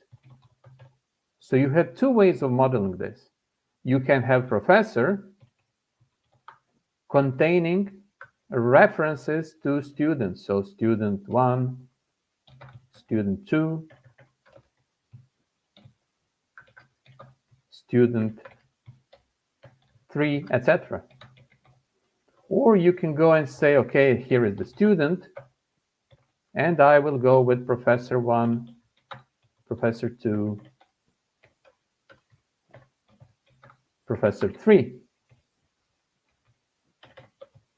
So which approach is better? Well, when you're modeling documents like this, there's easy rule, which is called modeling on the small side. And this means that you should observe both of these models, which are completely legible on their own, and you should look how many students one professor can have. Well, maybe we have university where 150 students can go to classes with one professor. But when you look, for example, at the student, you can say, okay, one student can have up to 40 professors. Now, modeling on the smaller side is favoring this modeling approach. What you should also do, you should try to extrapolate what will happen over time as amount of the order of documents is growing in your database. So, for example, you could do something like this. You could have a company and you could place orders collection on the document. So now you would have order 1, order 2, etc., etc. So over the years, months, weeks, you can see this collection growing. So extrapolate now what will happen after 10 years, how big this collection will be, and how large company document will be. This is a good signal if you have something that is growing over time and maybe unpredictably growing, because companies can be very successful, so create many orders. This is a good sign that orders, which was modeled originally this way in this approach, could be separated completely into their own collection. And now this is leading us to separate orders collection with individual orders, which are keeping relationship to the parent company. Again, these are not strict rules. These are not recipes. These are recommendations. And again, I'm coming back to the normalization, which is not always possible. What is interesting is that normalization was originally developed as a compression mechanism because the hard disks were expensive. Over time, mathematical model was developed for the relationships, and that's how we ended up with third normal for and other modeling approaches in relational databases. That was all about modeling. I'm now transitioning to transactions. Relational databases are supporting ACID transactions. And they're very important because ACID property of a database means that database will work properly in a reliable manner. So when you have transaction that consists of two operations, ACID properties of such transactions are guaranteeing that either both of these will be executed or none of them, that state of the database will be consistent after this transaction is over, that you can have many money transfers in the bank like this one, they will not interfere with each other. If any of these properties of ACID transactions are missing, then you will have money magically appearing or disappearing from the bank accounts. So common misconception is that NoSQL databases are not supporting ACID transactions. Today, most of them are supporting them. It's only thing that the nature of the transactions in, for example, RavenDB is slightly different. In relational database, you have something like this. You have essentially conversation between your application and the database, and you start transaction, you have server round trip to maintain the state of transaction. And then across several executions, you update server state of your transaction. And finally, you either commit or roll back. And as you can see, this is very conversational. You need several round trips. Well, what we did in RavenDB, we updated this pattern. And now we have different way of working with data, still ACID compliant, but slightly better from the perspective of modern applications. So what RavenDB client will do, it will pick up all the changes that need to be sent to the server, batch them as one data unit, and in single server round trip, it will be sent to the server. This is matching your coding style better. So instead of multiple round trips, you have single round trip. You don't have server-side state anymore. You don't have locks. You don't have concurrency issues between competing transactions. Now we have single round trip, no server-side state, no locks, and you have easy failover. I started this talk with this image. This is cluster. So imagine if we having stateful transaction on the server side, and I'm attempting to commit transaction here, and A is not available anymore. What would happen?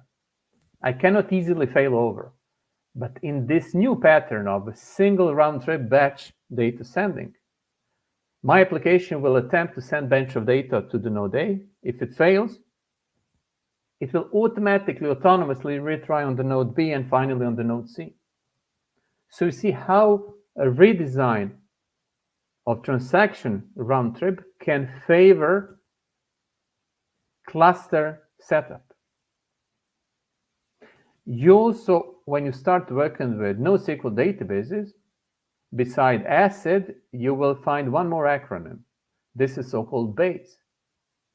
You are now working with the distributed system, which is good because you don't have single point of failure anymore, but this also means that you might take into account of the eventual consistency property of a distributed system, where you must take into account that it will take some time for data to propagate throughout the nodes in the system. And there are techniques to tackle this. Unfortunately, today we don't have enough time, but be aware of eventual consistency. This is something that you need to take into account when working with any distributed system. And finally, optimizations. This is also a topic that could deserve a full day of talk. But essentially, when you look at the optimizations of working with the database, you will essentially run into very simple techniques. So when you're working with the database, you want to reduce number of requests or calls to the database. You also want to reduce amount of data that is being transferred between database and you.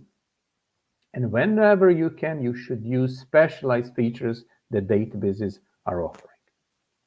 So to reduce number of the calls to the database, you will usually use some kind of caching.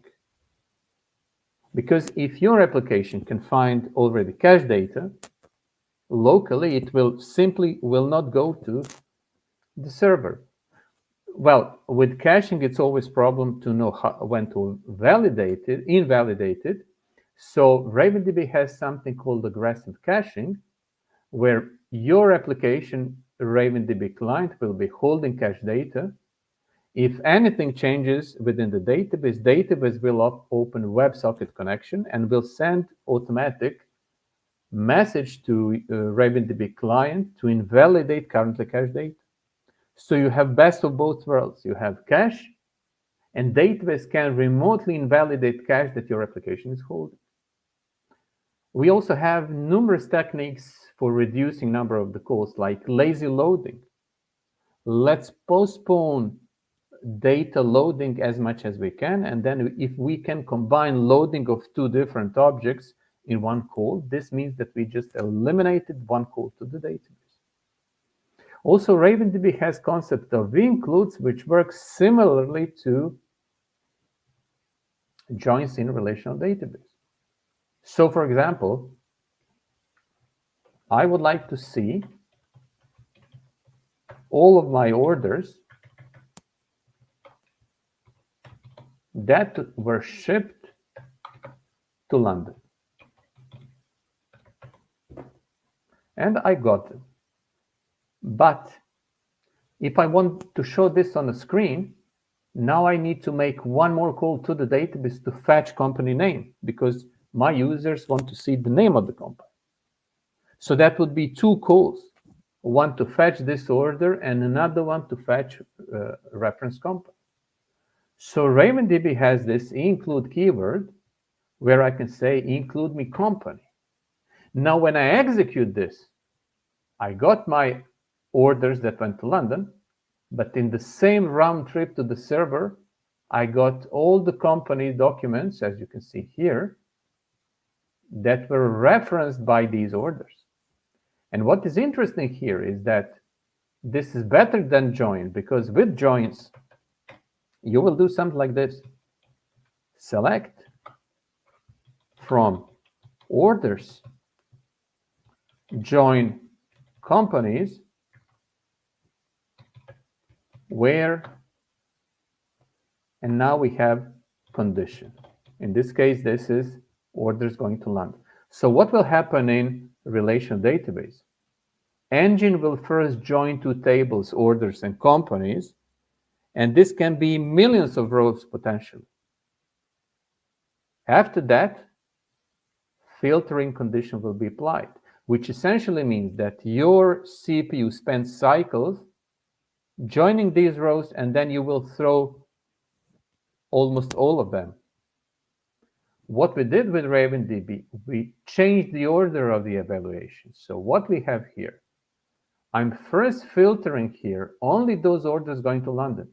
And you say, I have 33 of them.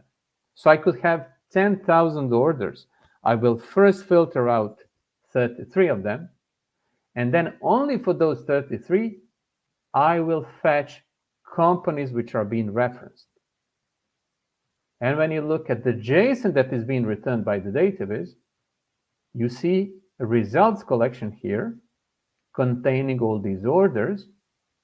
And there's also includes collection, which contains referenced companies by these orders. So these are all specialized means to optimize and reduce number of calls to the database. Second technique is to reduce amount of data that is being transferred from the database to your application. Again, RavenDB has hashing, projections where you can pick up only fields that you need, and of course, there's also paging. And these are all small techniques where you are eliminating anything that you don't need. You will fetch just what you need. And finally, whenever database that you are using is offering specialized means, use them. For example, in RavenDB, we have concept of bulk insert. So if you need to insert millions of documents, if you're, for example, importing these documents, bulk insert is a specialized tool just for that, which will take, let's say, 500 documents, and instead of sending each one of them individually, it will again batch them into one unit and send one unit of 500 documents to the database. There's also streaming. Let's say you have large query which will return 10,000 documents. You need to process them, okay? But if you execute query, what will happen if you go with the query? So you will have query, engine will process it, and it will allocate memory for 10,000 documents. And only when all of these documents are loaded inside of the memory, it will send those documents to your application. So in RavenDB, we developed streaming feature. With streaming, your query will be executed. As soon as first document is materialized in a memory, it will be sent right away to your application. So your application will start receiving results immediately, because this might take 10 seconds. So your application will be waiting for 10 seconds for results to come. With streaming, your application will start receiving first results right away. So overall, these are all known techniques, but if you combine them, you will get impressive results, because remember, low latency is actual concept that you should treat seriously, but it's also subjective context. Okay, so any questions, any experience from your side, how you are optimizing, or anything I could answer to you?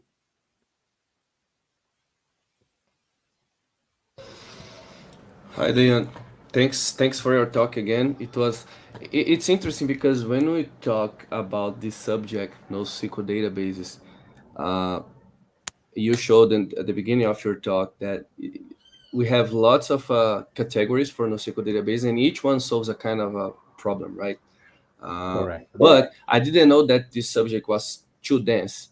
You know, as you presented to us. You know, there is a lot of stuff that we need to do, and I believe LMR Junior touched a little bit on this point in his talk prior to yours, talking about that, like the same thing that you mentioned, that it's very important to have a good modeling of our database before starting to implement it. So I believe that's one of the keys to be successful when implementing some NoSQL database, right? I agree, because if you do proper modeling, then later on when you do queries and write code, life will be easier for you because your model is directly supporting you.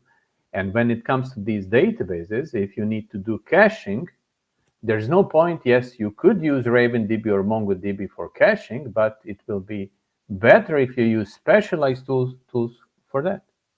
And you can model graph of flights or car parts subsystems with RavenDB, but then again, something like specialized Neo4j is probably a better choice for you.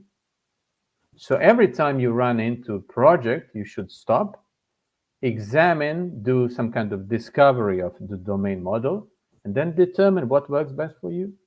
For example, if you're building MongoDB, if you need full-text search, MongoDB is not offering best full-text search capabilities, so you will either use their cloud offering or you will use something like Elasticsearch. On the other hand, if you're using RavenDB, it has built-in full-text search. So in that case, you will operate with a single database, which works both as general-purpose database and also works nicely as full-text search engine. Yeah, cool. I agree. I totally agree.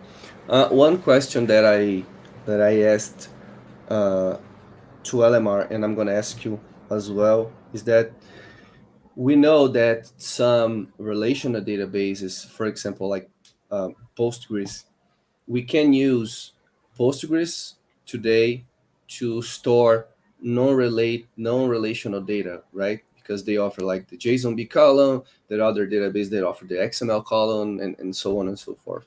In your opinion, why is better to use a proper, let's call it that, NoSQL database instead of using, for example, like a Postgres, which was born as a relational database? It is a relational database, but it is adding those NoSQL capabilities into their database. So it again comes to examining what you need.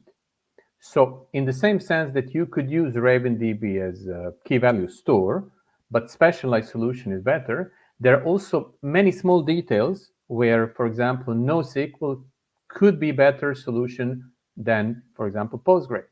So one thing that I mentioned a couple of times so far is scaling out. NoSQL databases are natively supporting scaling out, cluster setup, distributed setup, and these clusters can grow really big. And for example, what is also interesting is that you have various topologies. So for example, you can establish a replication hub and sync. So you can have, for example, restaurants with point of sale devices holding database, and then they can all thousands, millions of them, if needed, can synchronize to a central location in the cloud. That is one thing. The second thing is that in RavenDB specifically, we work to prevent anti-patterns that relational databases have. And let me show you something. If I look at this employee, I can see that this employee lives in Seattle. So what will happen is I want to filter out my employees like this. So address city is Seattle. In any database in the world, almost any database, what this means, if I don't have an index, which is inverted pre-computed data structure, which is supporting queries, query like this one will force database engine to read all of my employees from the disk, one by one in the memory, examine value of address city. What we did as optimization feature, we made database automatically creating index based on the query. So when I send query to the database, this query is analyzed, fields that I use to filter on are extracted, inverted data structure like a phone book for older people who remember what phone book is, kind of inverted data structure is formed on the disk. And what I have now is query like this one will always be efficient because results are coming from the query. What is also interesting is that database like this one is capable of reacting further to my queries. So now I'm filtering by the country. And what database is following me, helping me. As you can see, my index was automatically expanded. So this means that I can, again, save my time, let database automatically create indexes, and I save my time to actually use it to produce business value. And business value is why we are building our applications. So many small savings like this one, because again, this is specialized tool, can result in big difference. Yeah, sure. Got your point. That's a good one. Okay, cool. Oh, and as we are talking also for our DevOps audience, and I'm a DevOps guy. I love DevOps, SRE, cloud, and stuff. I saw that you guys have a RavenDB cloud, right? So, do you have any details that you can share, of course, on how you implemented the automation behind the scenes for example, spinning up a cluster?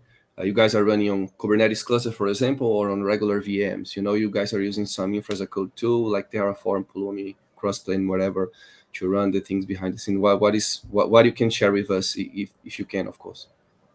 We are offering Terraform, Helm chart, all these kinds of automation for the people who are using RavenDB. But what we are using here for RavenDB Cloud is very simple solution. We solved only problems that we had. So internally, we are scripting all the operations. So everything that you would do manually when creating cluster of, for example, 3 nodes like this, we simply scripted it. So if you are working locally, we have a wizard that you can use to spin up cluster, and it will take you 3 to 5 minutes to spin up cluster of 3 machines, which is fully secured. In the cloud, we went a step further. We scripted all these individual steps. So for example, if you want to provision AWS cluster, by the way, anyone willing to try out, we have free offering in the cloud. But let's say I'm going with the production grade setup. Here I can set up configuration that works for me. I start provisioning. What we will do, we will provision 3 virtual machines on AWS, tie them into the cluster, generate X509 certificate to protect communication between these machines, and that would be it. So again, same principles I was speaking about earlier today, we are applying them in-house. We are solving only problems that we have. We are not over-provisioning infrastructure for the problems we still do not have. And this, simply speaking, works for us as a simple solution for something that is, when you think about it, actually a simple problem. Yeah, that's nice. That's nice to hear that you guys are applying this simplicity principle or theory in your own product. As you mentioned, you talked to us about that earlier on your first talk. Oh, that's good. That's awesome to hear. Cool. Thanks, Diane. Thanks one more time for your time and for your talk and to be with us through this day. I'm gonna bring Elke to the stage. So Elke, if you want to say something in Portuguese to our audience to close the RavenDB room, feel free to. And Diane, if you want to say something in English, of course, and we can translate to the people later. Okay. Diane, please. So I just wanted to say thank you for having me today with 2 talks. I really enjoyed it. I like sharing knowledge. I'm very passionate about technology. I like writing code and programming. So thank you for this opportunity. I really enjoyed it. Thanks, Diane. It was good to hear you. You present things in a very simple way. You talk very calm, so we can, at least me, I can understand everything. So it's good. I like the way you talk and you present it to us. So thank you again one more time for being here with us. Elke? Vou mudar para português. Eu também trabalho no RavenDB, mas eu sou brasileira, então também queria agradecer todo mundo que esteve presente hoje, prestigiando a nossa sala e o Diane. que realmente é maravilhoso para apresentar. E a você, André, a Amanda, por dar essa oportunidade para a gente, a primeira vez que a gente esteve presente nesse evento, realmente fantástico essa comunidade que vocês conseguiram construir. E é isso. Muito obrigada para todos vocês. Obrigada, Diana. Ok, obrigado, pessoal. Todo Obrigado. mundo. Obrigado, pessoal. Obrigado aí. O Vladimir falou aqui.